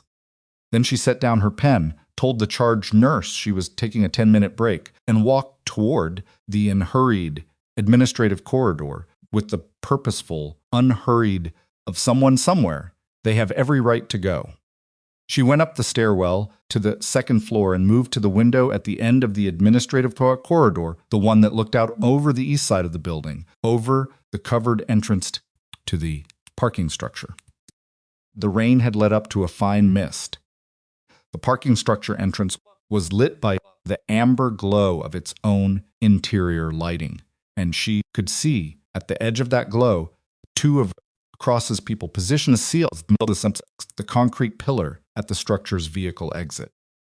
A third was moving along the building's exterior wall, in the shadows, to the left of the entrance, moving with the deliberate, patient economy of someone who had done this in conditions that made a rainy hospital parking structure look like a training exercise. She couldn't see Cross, which meant he was already inside the structure.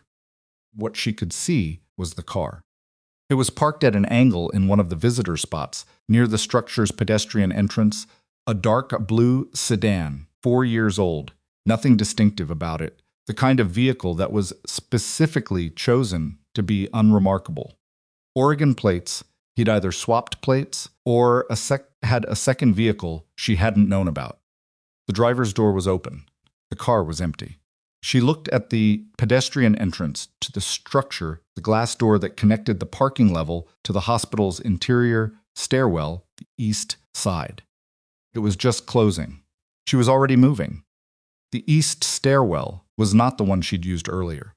It was narrower, purely utilitarian, serving the parking structure on one end and the hospital's patient floors on the other, with the anonymous efficiency of space that existed to be passed through rather than occupied. The lighting was adequate and nothing more. The stairs were concrete, the walls were painted cinder block, and the acoustic quality was the particular flat echo of an enclosed vertical space where sound arrived from multiple directions without clear origin. She pushed through the door at the second-floor landing and stopped. Listened. Footsteps above her. Not running, that was the first thing she registered. Measured, deliberate, the pace of someone who had decided on a direction and was moving toward it without urgency, which was in some ways more alarming than running would have been. Running was panic. This was intention. She looked up the stairwell. Couldn't see him yet. The stairs turned at the third-floor landing, and the angle was wrong. She pulled out her phone. No signal in the stairwell, the concrete construction killed it entirely. She looked at the floor indicator above the door beside her. Third floor. Fourth floor. The fourth floor was the post-surgical recovery unit. Lily Mercer's floor. She took the stairs. She was quiet about it, not theatrical stealth, just the practical noise management of someone who'd spent time in environments where being heard had consequences. Compression socks on concrete, weight forward on the ball of the foot, one hand on the railing to maintain balance without impact. The footsteps above her continued at the same pace. She closed the distance slowly, one floor, calculating. Voss was a colonel. He'd spent 26 years in the Army, the last 12 in positions that involved strategic decision-making under pressure. He was not irrational. He was not going to walk into a patient's hospital room and do something irreversible. The calculus of that outcome was too clear and too catastrophic, even for a man in full reaction mode. What he was going to do was look for leverage, information, something he could use to negotiate the shape of what was coming, which meant he was going to look for someone who had it. She pushed through the fourth-floor stairwell door 1 second after the door ahead of her in the corridor finished its pneumatic closing arc. The recovery unit corridor was dim, night mode lighting, the quiet, sustained hum of a floor running at low intensity. She could see the shape of the man 30 feet ahead of her, medium height, civilian clothes, moving toward the recovery unit's double doors with the focused, forward-leaning posture of someone who'd committed to a direction. Voss. She said it at normal volume. Conversational. Not a shout, not a confrontational bark, just his name. Spoken the way you speak a name when you want someone to stop walking and turn around, because shouting makes people flinch, and flinching in a man like Voss could produce outcomes she didn't want on a floor full of post-surgical patients. He stopped, turned around. Colonel Darren Voss was 54 years old, broad through the shoulders, with the kind of face that must have read as trustworthy across a conference table, strong jaw, straight nose, clear eyes. He was wearing dark civilian clothes, no insignia, and he was looking at her with an expression that was doing several things simultaneously, recognizing her, assessing the situation, calculating the distance to the stairwell she'd come through, noting the absence of Cross and Kapoor and the perimeter team. Specialist Hart, he said. Nurse Hart, she said. I haven't been a specialist for 4 years. Something in his specialist for 4 years. Acknowledged this with the brief, minimal movement of a man who registers a point without conceding the ground it stands on. You testified, he said. Yes. To Cross. Yes. Everything. The valley? The vehicle, the order you didn't give, the report you had amended. She kept her voice the same level, unhurried, the tone she used with patients who were scared, and making it manifest as aggression. Not because Voss was a patient, but because the technique worked on anyone whose nervous system was running faster than their prefrontal cortex. You drove 4 hours because you thought you could do something about that. You can't. His jaw tightened, just once controlled immediately. The testimony of a single combat medic against a 26-year service record. Plus Reyes and Dunbar, she said. Plus the financial records from 8 hospital procurement systems. Plus whatever they've pulled from Sloan's files tonight, which I'm told is substantial. She paused. Plus the phone records, which apparently show 17 calls between you and Sloan's personal cell in the 30 days before the preliminary action order was filed.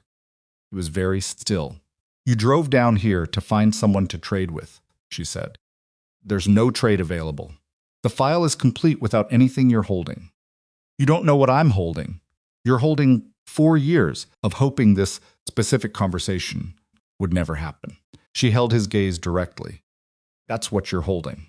And it is not going to get you anything useful tonight. Something moved through his face, complicated, layered, the passage of several things at once.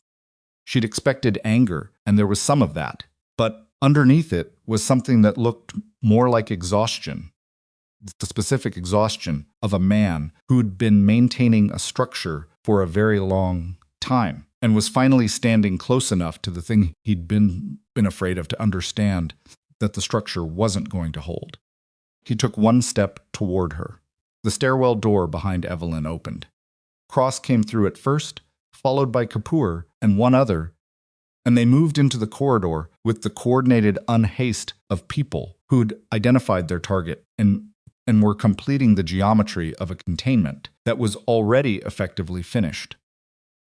Voss looked at Cross, at the people with him. At the corridor, the closed stairwell door at the far end that had Kapoor's third person behind it, she registered from the slight shift in Voss's eyes.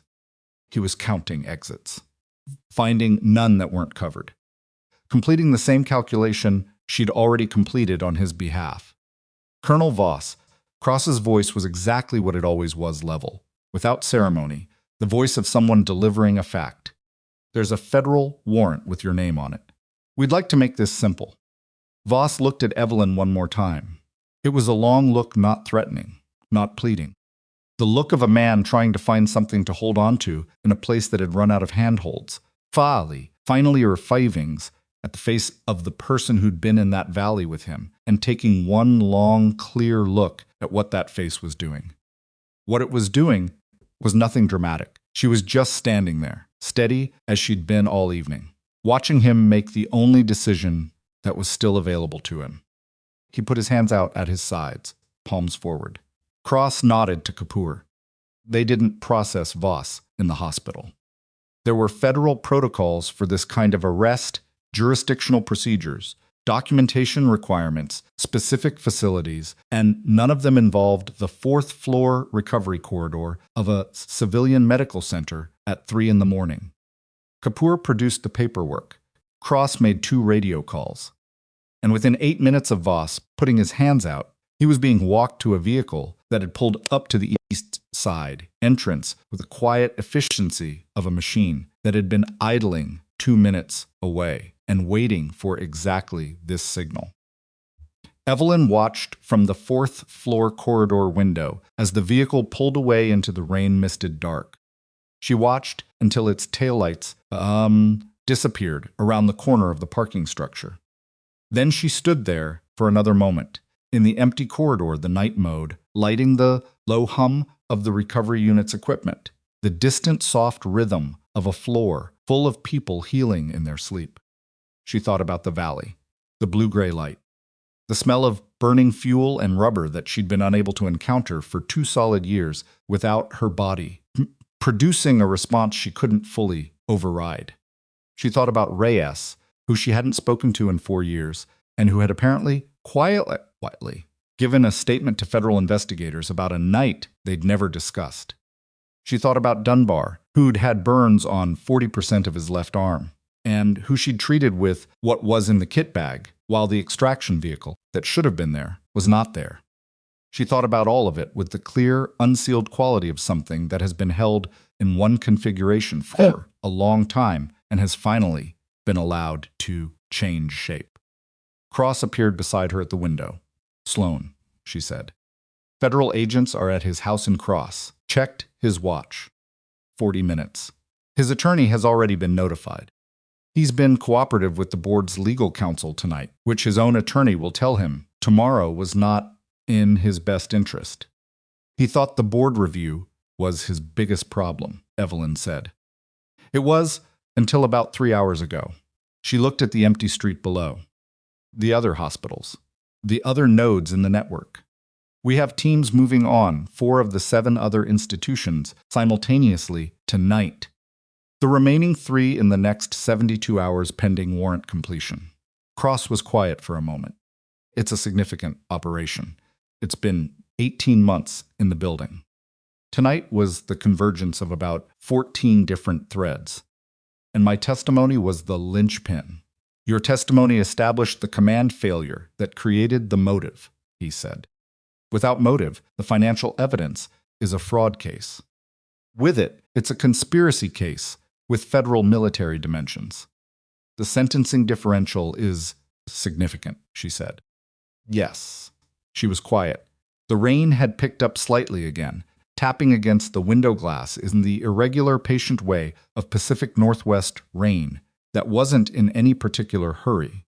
"What happens now?" she said. "To me, specifically." Cross turned and looked at her directly. "Formally, you've cooperated voluntarily with a federal investigation. Your testimony will be part of the court record, but your cooperation agreement protects your specific identifying details in the public filing. Your nursing license and employment record are not affected. The hospital's board has already moved to reinstate you." He paused. "Informally, you'll be a witness in federal proceedings that may take 18 months to 2 years to resolve. There will be depositions. There may be a trial, though the conspiracy evidence is strong enough that plea agreements are probable. And Voss, federal prosecution, military tribunal proceedings will run parallel. Given the nature of the charges," Cross stopped, chose the precise language. "He will not return to active duty. He will not return to any position of authority. The financial crimes alone carry mandatory minimums." She nodded. Process this in the quiet interior way. She processed most things not with visible emotion, that needed to place information in its correct structural location before it could rest with it. "You could have come to me earlier," she said, "when the investigation was 6 months in. A year in." "Yes," Cross said. He didn't apologize for not doing it.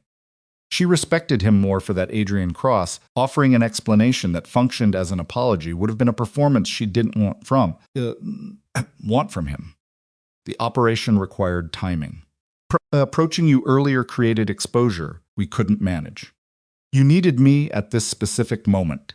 "Yes, because Sloan is in this specific hospital, and the convergence required a witness physically present at the location to complete the documentation." He held her gaze. "That's accurate. So my being here wasn't coincidence. Your being here was your own choice," Cross said carefully. "Where you chose to work, how you chose to build your life after discharge, those were yours. But yes, when the investigation identified this hospital as a node in Sloan's network, the fact that you were already employed here was," he paused, "relevant to our timeline." She looked at him. "You accelerated the operation, because I was already positioned. We would have found another path. But yes, your presence here allowed us to move on a more favorable timeline." She turned back to the window. This information sat in her differently than it might have 2 hours ago, before the testimony. Before Voss in the corridor, before the accumulated weight of the evening had rearranged the landscape of her understanding of her own last 4 years. She'd come to Portland because it was a mid-sized city on the West Coast with good trauma facilities and no military installations within 40 miles. She'd told herself the distance was the point, that she'd chosen the place for what it wasn't. Apparently, the place had also been chosen for her, at least in part, without her knowledge. She wasn't sure yet how she felt about that. She was sure the conversation about it wasn't one she could have cleanly tonight. "I need to go back to my patients," she said. Cross nodded. The ER at 3:20 in the morning had the specific rhythm of a department running on its night crew, leaner, quieter, no less busy, but with the particular focused efficiency that emerged when the administrative layers had gone home, and the people still there were the ones who stayed because they were good at it and the work required them. Evelyn came through the stairwell door, clipped her badge, and went directly to the nursing station. Priya Sandhu, the travel nurse from Bay 6, looked up from her charting. She'd been working the full shift. Her eyes were the particular shade of exhausted that preceded a second wind or a complete failure to achieve one, and she was apparently still waiting to find out which. "You're back," Priya said. "I'm back. The general left about 10 minutes ago." Priya delivered this with the careful neutrality of someone who had spent the last 3 hours watching extraordinary things happen and had decided to process them later when she was not on shift. "And Sloan?" "Yes. And Dr. Webb, he's been different since you came back. He asked me 3 times in the last hour if I'd flagged anything unusual in the vital signs for the patients in bays 2 and 5. Priya paused. "He's never asked me that before." Evelyn picked up the Bay 2 chart. "Read it. BP trending slightly low in Bay 2. Has been for about 40 minutes. Did you note it?" "I noted it." He checked it. He adjusted the fluid rate. Priya paused again. "He didn't wait for me to bring it to him?" he asked. Evelyn set the chart down, picked up Bay 5. "The young resident," Priya said. "OC. She went home an hour ago, end of shift. But before she left, she asked me to tell you." Priya looked down at a sticky note she'd apparently prepared for this. "She said to tell you she's going to remember the fast protocol differently from now on. That's all. Just that." Evelyn read the Bay 5 chart, made a small notation, set it back in the rack. "Okay," she said. She refilled her coffee, pulled up the next pending chart in the queue, and went back to work.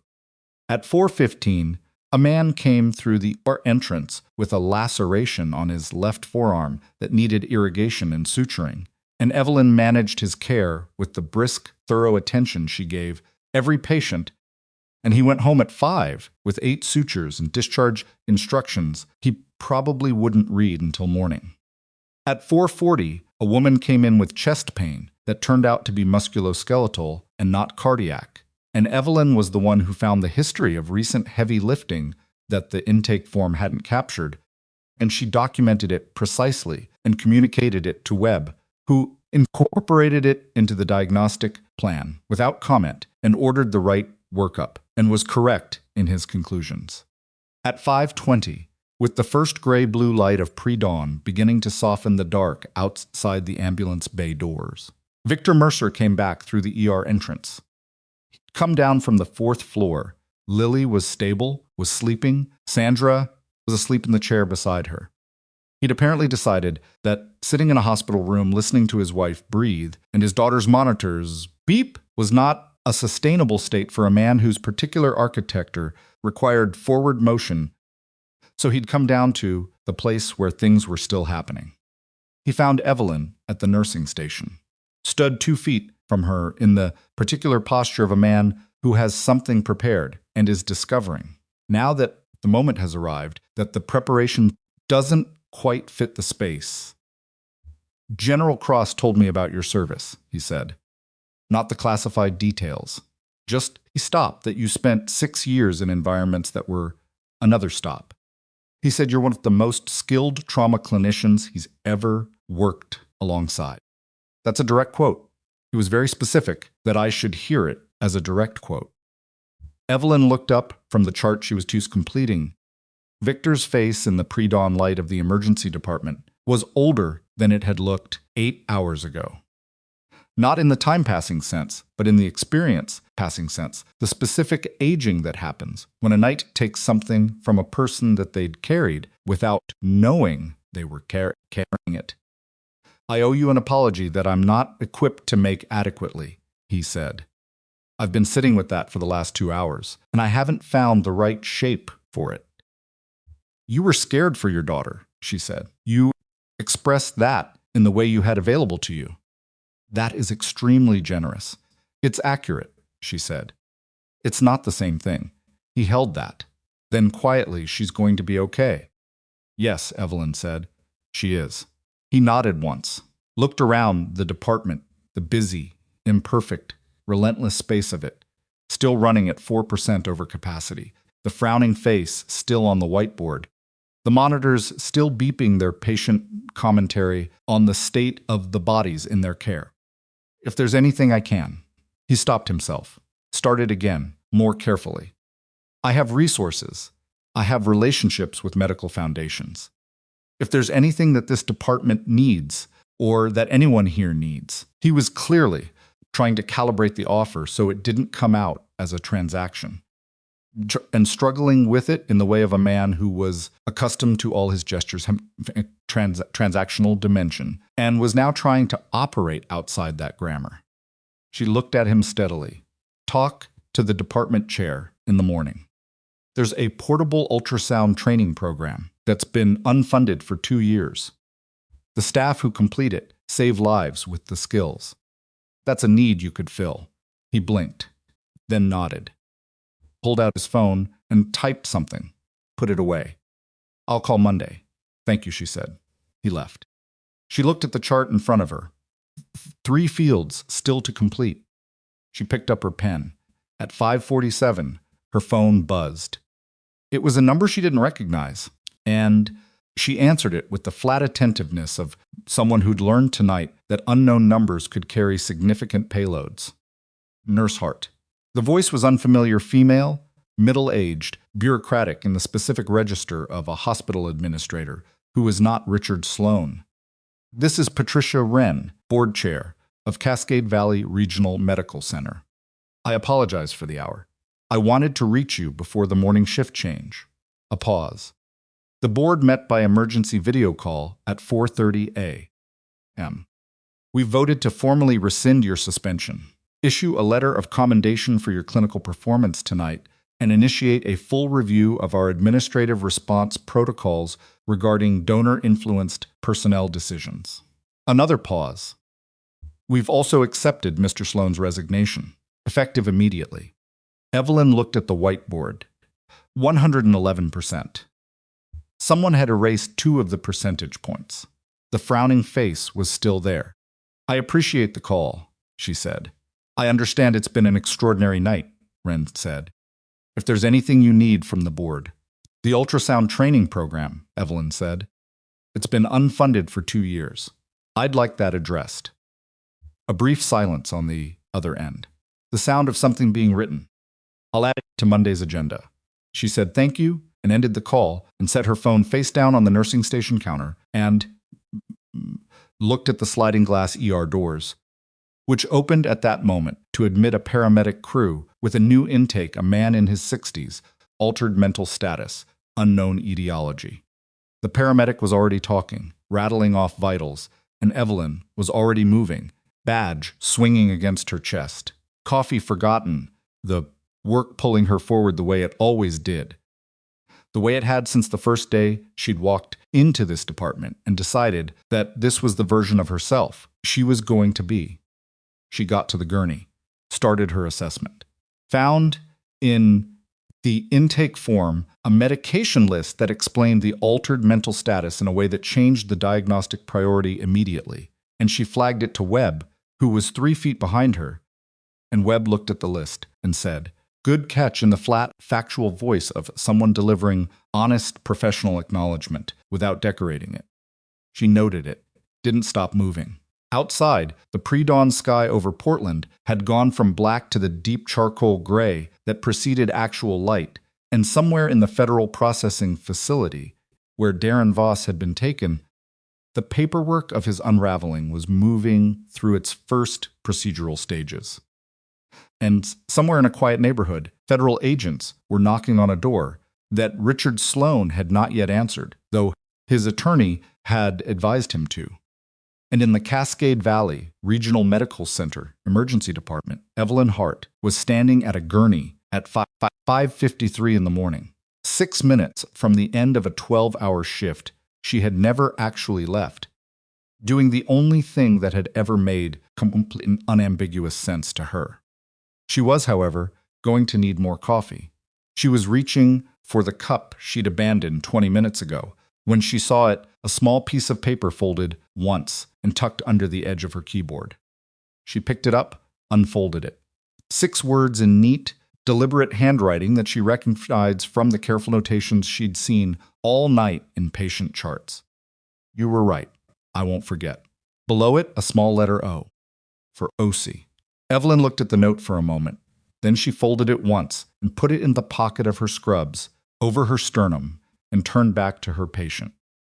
The new patient's name was Harold Briggs, 63 years old, retired electrician, and his altered mental status turned out to be a combination of unintentional medication interaction and moderate dehydration that had compounded overnight into something that looked, on initial presentation, like a stroke.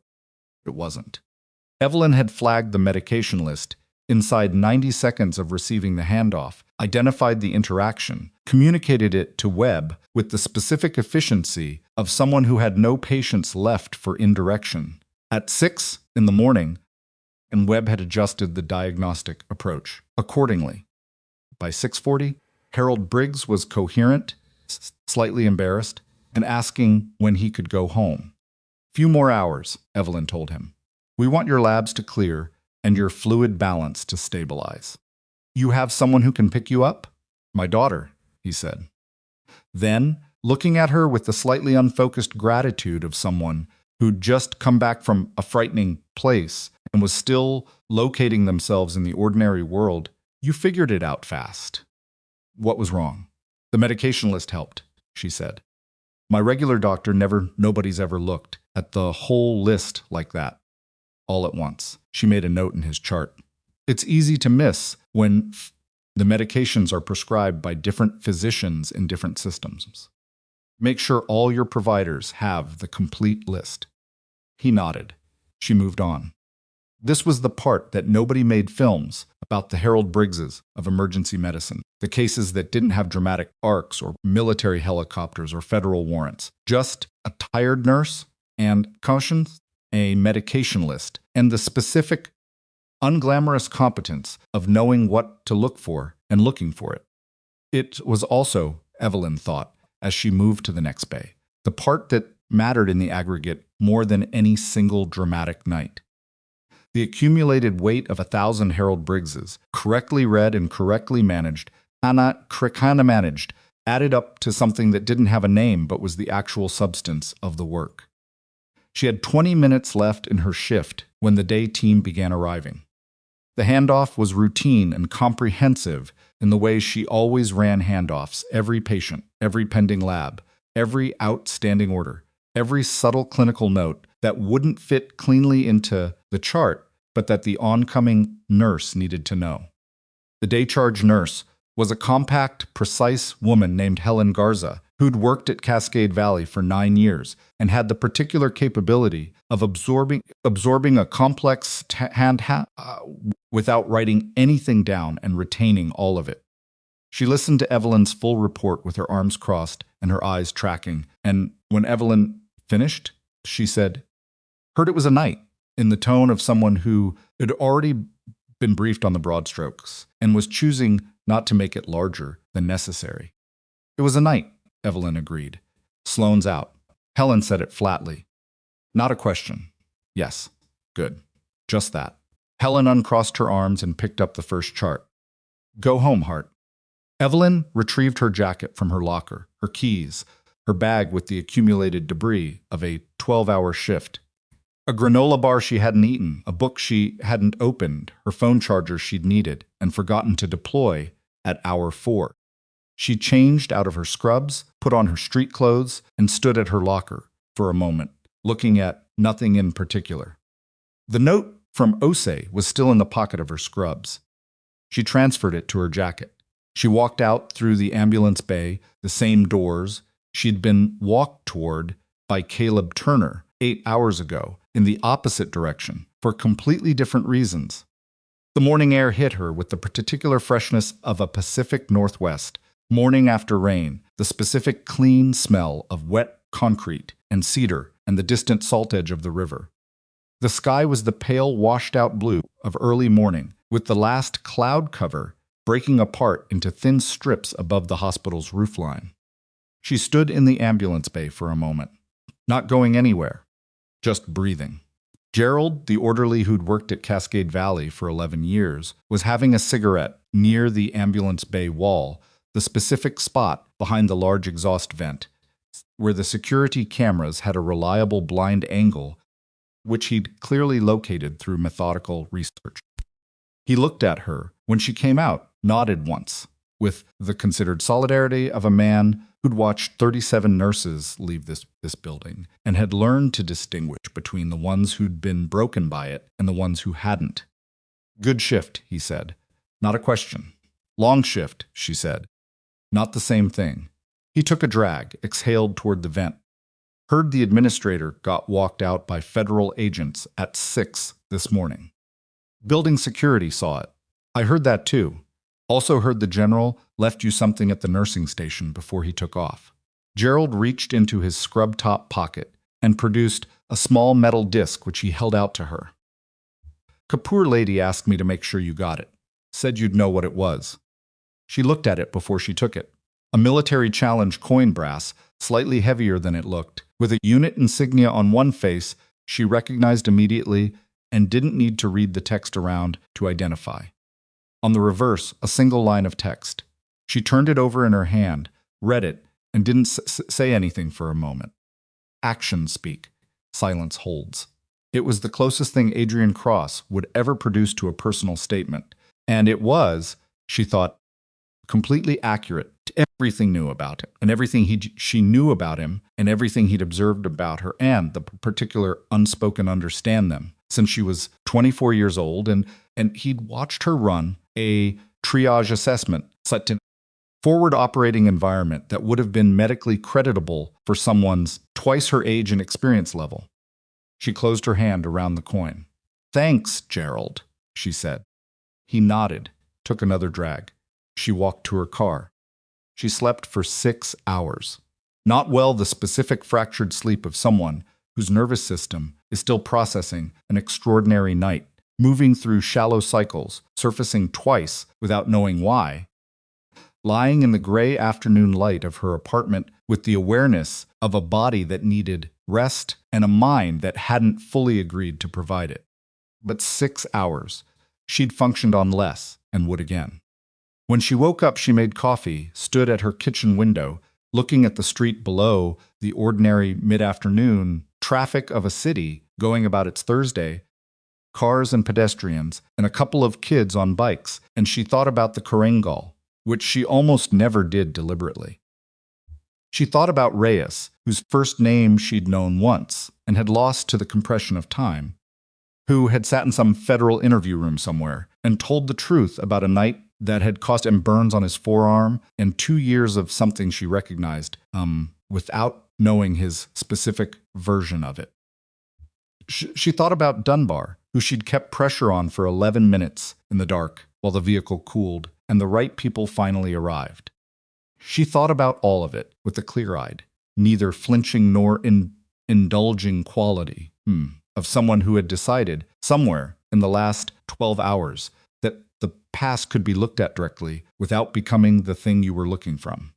She finished the coffee, took a shower, ate something that qualified as a meal if she was being generous about definitions, sat at her small kitchen table with Osie's note open in front of her and a blank piece of paper beside it, and she wrote a note back, not a long one, because Osie didn't need a speech and Evelyn wasn't interested in giving one. 4 sentences. The last one was, "The fast protocol you know now belongs to you." use it. She folded it and wrote OC's name on the outside and put it in her jacket to bring in on her next shift. Then she looked at the blank space on the paper below where she'd stopped writing, and she picked up the pen again, and she wrote one more thing that wasn't for OC. She wasn't sure who it was for. Possibly it was just for the act of writing it, of putting it outside herself where it could be looked at rather than carried. The people who dismiss you are rarely dismissing you specifically. They're dismissing the category they've put you in. The problem is that they hold the door. You can spend energy hating them for that, or you can spend it becoming someone the categories can't hold. She looked at what she'd written. Then she folded that paper separately and left it on the table. The following Monday morning, 3 things happened in sequence that Evelyn did not orchestrate and did not witness in real time, but learned about through the ordinary channels of a hospital community that was, like all such communities, both discreet about its serious matters and entirely unable to keep anything contained for more than 48 hours. The first thing was that Richard Sloan was formally charged in federal court with procurement fraud, conspiracy, and obstruction of a federal investigation at a hearing that was attended by a reporter from the Portland Metropolitan Desk, who'd received a tip from a source she declined to name and who wrote a piece that ran on Monday evening under a headline that was accurate, if not especially elegant. The piece named the hospital and named Sloan, and described the network of 8 institutions and the 18-month investigation, and it did not name Evelyn Hart because the cooperation agreement had been specific about protecting her identity in the public record, and the federal prosecutor's office had honored it. The second thing was that Colonel Darren Voss was formally relieved of command at Fort Lewis and transferred to military custody pending tribunal proceedings, a development reported briefly by a defense news outlet, and not at all by the general press, which was how these things typically went when the military's internal accountability mechanisms were actually functioning. Evelyn read the 3-paragraph item on her phone while she was eating lunch in the hospital break room, and then put her phone away and finished her sandwich. The third thing was that Victor Mercer called the hospital's department chair, as he'd said he would, and the conversation resulted in a preliminary funding commitment for the portable ultrasound training program that had been sitting unfunded on a proposal document for 2 years, full funding, with an initial cohort of 12 nurses, supervised curriculum, and a follow-on evaluation component built in. The program coordinator, a nurse educator named Rosalie Tran, who had written the original proposal and had quietly given up hope of seeing it approved, sent an email to the entire nursing department that was uncharacteristically brief for a woman known for thorough professional communications. It said, "It's happening. Details to follow." Finally, Evelyn read this email at the nursing station between patients, and the thing that moved through her chest when she read it was not triumph. It wasn't the sharp, satisfying flare of having won something. It was quieter and more durable than that. It was the feeling of something useful surviving the night, of a practical good coming out of a night that had contained a great deal that was not good and sitting in its correct place in the world. Lily Mercer was discharged on Wednesday afternoon. She came through the ER on her way out, not because it was the most direct route to the exits, but clearly because she had made a decision to come this way, maneuvering her discharge wheelchair through the hospital with a slightly determined quality that her escort, a patient transport aide, was navigating with the good-natured resignation of someone who'd given up steering some time ago. She found Evelyn at the nursing station. Lily looked better in the way that patients who've come through something genuinely frightening often looked better, not just recovered, but reorganized. The experience having rearranged something in her face that gave her a slightly different quality of presence than the embarrassed, try-to-be-small girl who'd come in on a gurney 5 days ago. She still had the pallor of recent surgery and the careful movement of someone whose abdomen was healing, but her eyes were clearer and her posture had something in it that hadn't been there before. "I wanted to say thank you," she said, "before I go." Evelyn came around the nursing station. How are you feeling? Like someone went inside my stomach and did construction work, Lily said. But okay, better. She paused. My dad told me what happened. What you did and what happened after. Your dad talks a lot, Evelyn said. Lily laughed. It was a surprised laugh, not performed the real kind that people produce when they're not expecting to. Yeah, he does. She looked at Evelyn with the direct, slightly earnest attention of a 19-year-old who was still working out how to be in a world that had just revealed it was less predictable than she'd understood. He said you didn't use what happened to get anything from it, that you just went back to work. That's the job, Evelyn said. He said you told him about the training program. Lily's voice had shifted, slightly careful, precise, the way people speak when they're trying to say something they want to get right. That you asked him for the program instead of, I don't know, whatever he might have offered. It helps more people than anything he could have offered me personally. Lily nodded. She was looking at Evelyn with a particular expression of someone absorbing a lesson they hadn't known they were going to need, filing it somewhere they could find it later. Can I ask you something? Sure. Were you scared? That night when they walked you out, were you actually scared that she was going to... She stopped. The question had more personal weight in it than she'd intended. Evelyn could hear it, the barely covered subtext of a young woman asking about her own nearness to the thing she'd barely missed. Evelyn considered lying, considered the smooth, reassuring version of the answer that would close the subject cleanly and leave Lily feeling better in a simple, uncomplicated way. Yes, she said. I was scared. Lily blinked. Not for myself, Evelyn said. For you. I was scared they'd taken me out of the room before you'd be safe, and I couldn't get back in. She held Lily's gaze. That's a specific kind of fear. The kind that comes from caring about an outcome you don't fully control. It doesn't go away when you're experienced. You just get better at working inside it. Lily was quiet for a moment. Then, you went and sat on that bench outside the administrative office. Yes.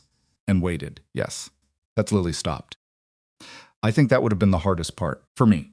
It was the hardest part, Evelyn said. For me too. Lily looked at her for one more moment. Then she extended her hand.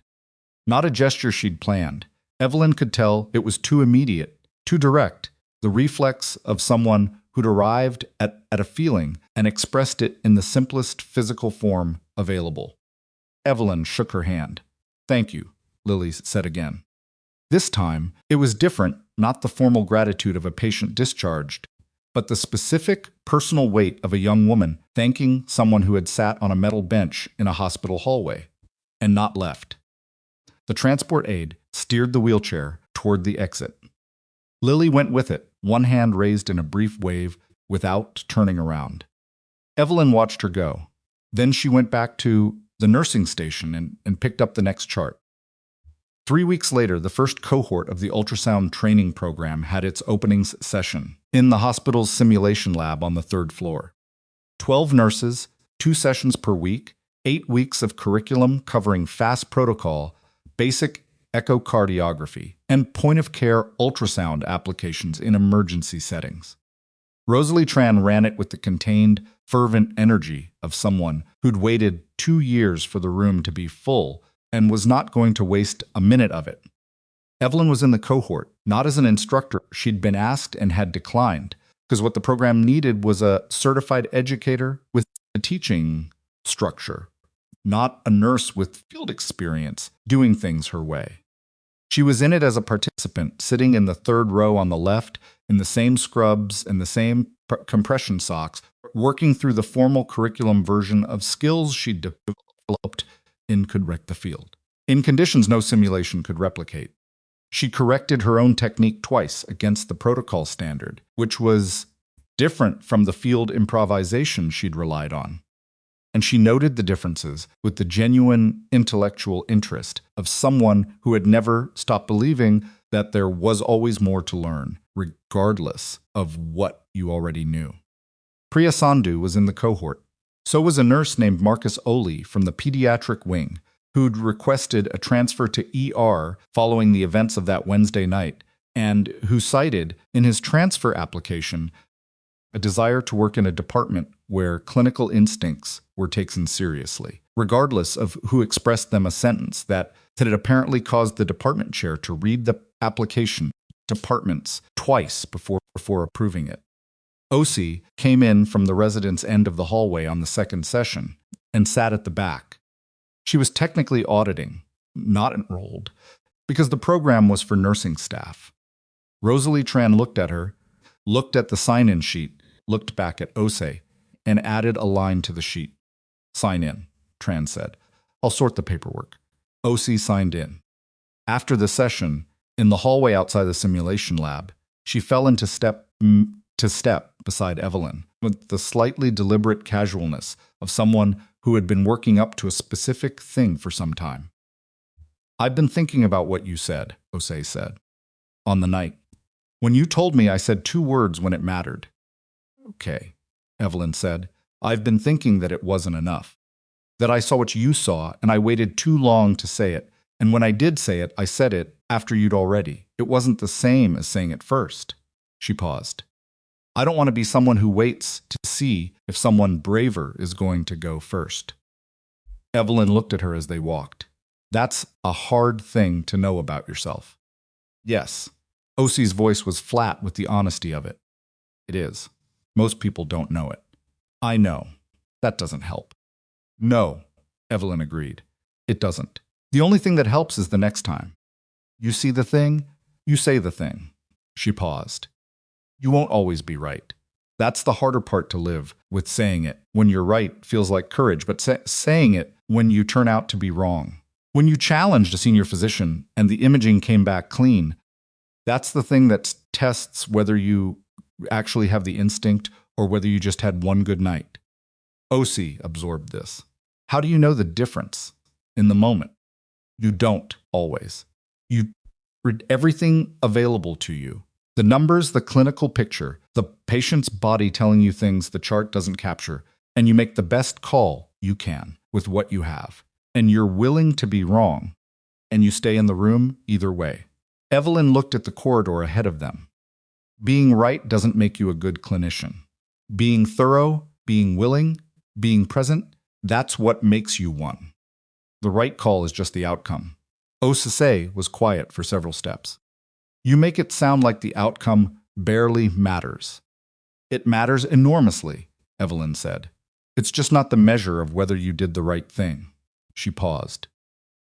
Lily Mercer's outcome was good. There were a lot of points in that night where it could have gone differently. Some of those points were in my control, and some weren't. I did what I could with the parts that were mine. That's the whole job. OC nodded, slowly. The nod of someone integrating something that was going to take time to fully settle. They reached the stairwell.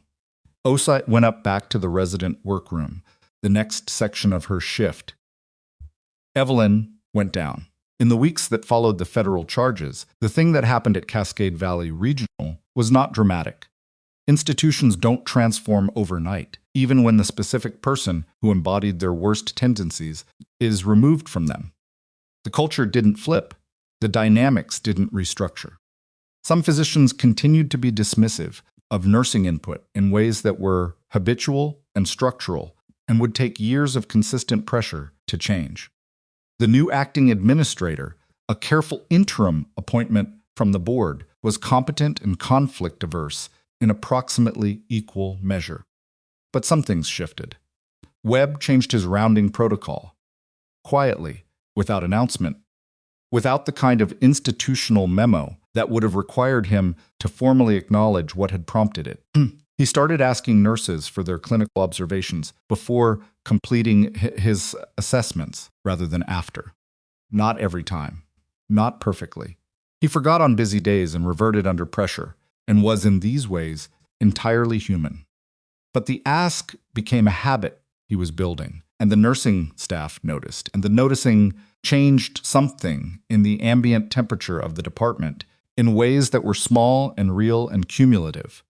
The portable ultrasound training program completed its first cohort at the end of 8 weeks. 12 nurses, certification in point-of-care ultrasound, 2 of them already applying the skills to patients in the weeks before the program technically concluded. Tran wrote up the outcomes data with the meticulous joy of someone who'd been waiting 2 years to have outcomes data to write. She sent the report to the board, to the department chair, to Victor Mercer's foundation contact, and to the program's advisory committee, which included Evelyn Hart as one of 3 clinical advisors listed in the appendix. Evelyn's name in the appendix of a training program report was, she thought when she saw it, the most accurate monument she could imagine to what the night had actually been. Not a plaque, not an award, an appendix. A name in a list attached to something useful that was going to outlast the drama that had produced it. She kept working. The federal case against Darren Voss moved through its process over the following 14 months, with the grinding, impersonal efficiency of the legal system doing what it did when the evidence was sufficient and the political will was present. The military tribunal and the federal criminal proceedings ran in parallel. Evelyn gave a deposition in month 3 and a supplemental statement in month 7 and was told by the federal prosecutor's office that her testimony had been, in their specific legal language, material and determinative to establishing the command failure at the center of conspiracy charge. She was not in the courtroom when the verdicts came down. She was in the ER. She found out on her phone during a 10-minute break, in the same break room, with the same fluorescent light in the same small window that looked out over the parking structure, and she read the notification from the prosecutor's legal assistant. With the focused attention she gave everything, and then she put the phone in her pocket and went back to her patients. Voss received a federal sentence of 11 years, with a mandatory minimum of 8 before parole eligibility, in addition to the military tribunal's findings, which stripped his rank, his pension, and his record of the commendations that had accumulated above the Korengal entry in his service file.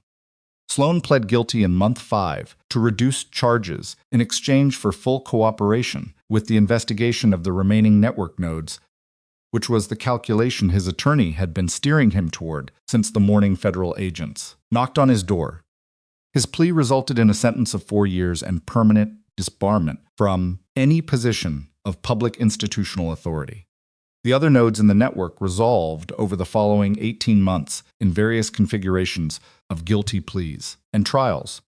The total financial recovery was substantial and largely returned to the military procurement accounts from which it had been originally diverted. The 4 hospitals that had suffered the most significant administrative infiltration underwent independent oversight reviews. One of them replaced its entire senior administrative team. None of this appeared in Evelyn's personnel file. None of it was visible to anyone who looked at her nursing record, CASED, at Cascade Valley Regional Medical Center, which showed a 12-year nursing career, 6 years of combat medicine service listed only as Army Medical Specialist, and a letter of commendation, profession, dated the Thursday morning after a Wednesday night shift that she had. I then mostly stopped thinking about, except when a case on the floor reminded her of it, which happened more often than she'd have predicted. 14 months after the night, on a Tuesday afternoon in early autumn, Evelyn was in the simulation lab running through a complex multi-trauma scenario with the second cohort of the ultrasound program, 8 nurses this time, the cohort size having expanded with the program's second-year funding, when her phone buzzed with a text from a number she didn't recognize. The text said, Staff Sergeant Marco Reyes. I heard from Cross that you're in Portland.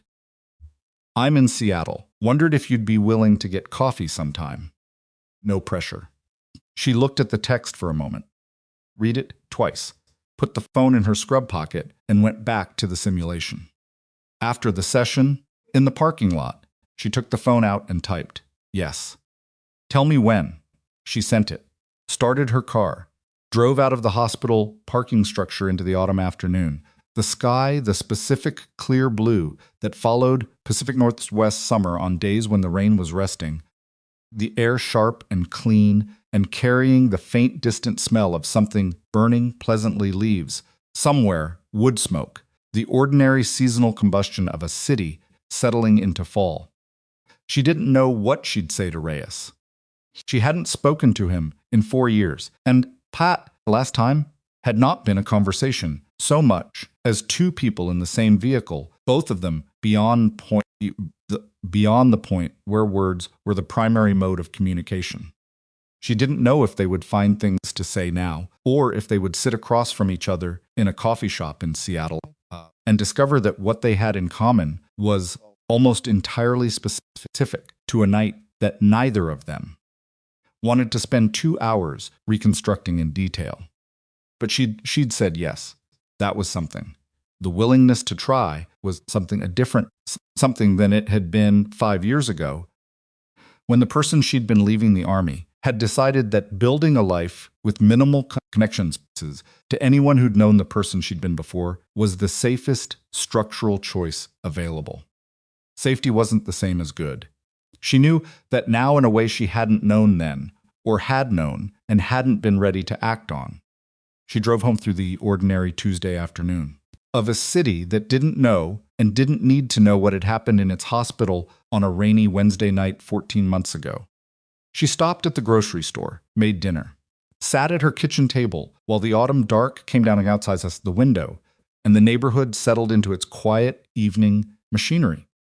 The challenge coin was on the table in front of her. She kept it there not as a trophy, not as a reminder of anything specific, but because it was the right weight in the hand and the right temperature against the palm, and its presence on the table was, in some way she didn't try to articulate, an accurate account of something. She picked it up, turned it over, read the line on the reverse. Actions speak, silence holds. She had thought, when she first read it in the ambulance bay, that it was a statement about endurance, about the value of silence, of not needing the world to see you being capable. And it was that. But she'd had 14 months to think about it, and she'd arrived at a second reading that she thought was equally present. Actions speak. And silence, the silence of people who see the thing and don't say it. The silence of institutions that protect donors over patients. The silence of officers who write reports that leave out the parts that would cost them. That silence holds power too. Holds it in place, keeps it from moving to where it needs to go. The thing that broke the silence was usually a person who was tired enough of carrying it that the cost of speaking became less than the cost of not speaking. That person was usually not rewarded for it in the moment. That person was usually walked to the door first and thanked for their service later, or not thanked at all, because institutions are slow and uncomfortable, and the people who ran them were mostly just people, which meant they were capable of both cowardice and revision. None of this was a reason not to speak. Every single patient in that ER on that Wednesday night had come through a door, not knowing what would happen to them inside it. That was always the nature of the door.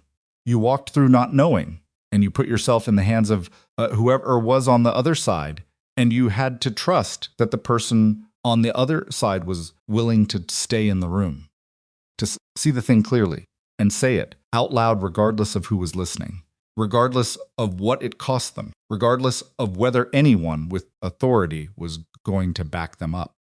Most people who walked through emergency room doors never thought about what it took to make the person on the other side stay. They weren't supposed to have to think about it. That was the whole point. Evelyn put the coin down, stood up, washed her dinner dishes in the quiet kitchen with the window dark and the autumn cold pressing gently at the glass. And she thought about the next shift, which was Thursday, and the patient she'd seen yesterday whose follow-up labs she wanted to check, and the third cohort of the training program that Tran was starting to recruit for, and the text from Reyes sitting in her phone that had the word yes in it. She wasn't famous. She wasn't going to be. Her name in the federal case record was protected. Her personnel file contained a letter of commendation that used careful language and said nothing classified. The people in the department who'd watched her get walked out and watched her come back knew what they'd seen and they carried it with them in the particular way that people carried things that had rearranged their understanding of something quietly and specifically, and in ways that occasionally surfaced in how they did their jobs. That was enough. It was more than enough. It was, in fact, the form of recognition that lasted, because it lived in the behavior of people who'd been changed by it, and not in the language of citations that eventually lived in filing cabinets. She dried her hands, turned off the kitchen light. The coin was still on the table, in the dark. She left it there, and went to bed, and she slept without waking. And in the morning, the sky over Portland was clear and cold, and she drove to the hospital with coffee in the cup holder and the radio on low and walked through the ambulance bay doors with her badge already clipped to her chest. And the department received her the way it always did, without ceremony, without pause, the next shift beginning exactly where the last one had ended, the work waiting the way it always waited, patient and necessary, and entirely indifferent to the size of what anyone had been through to get to it. She picked up the first chart. She began.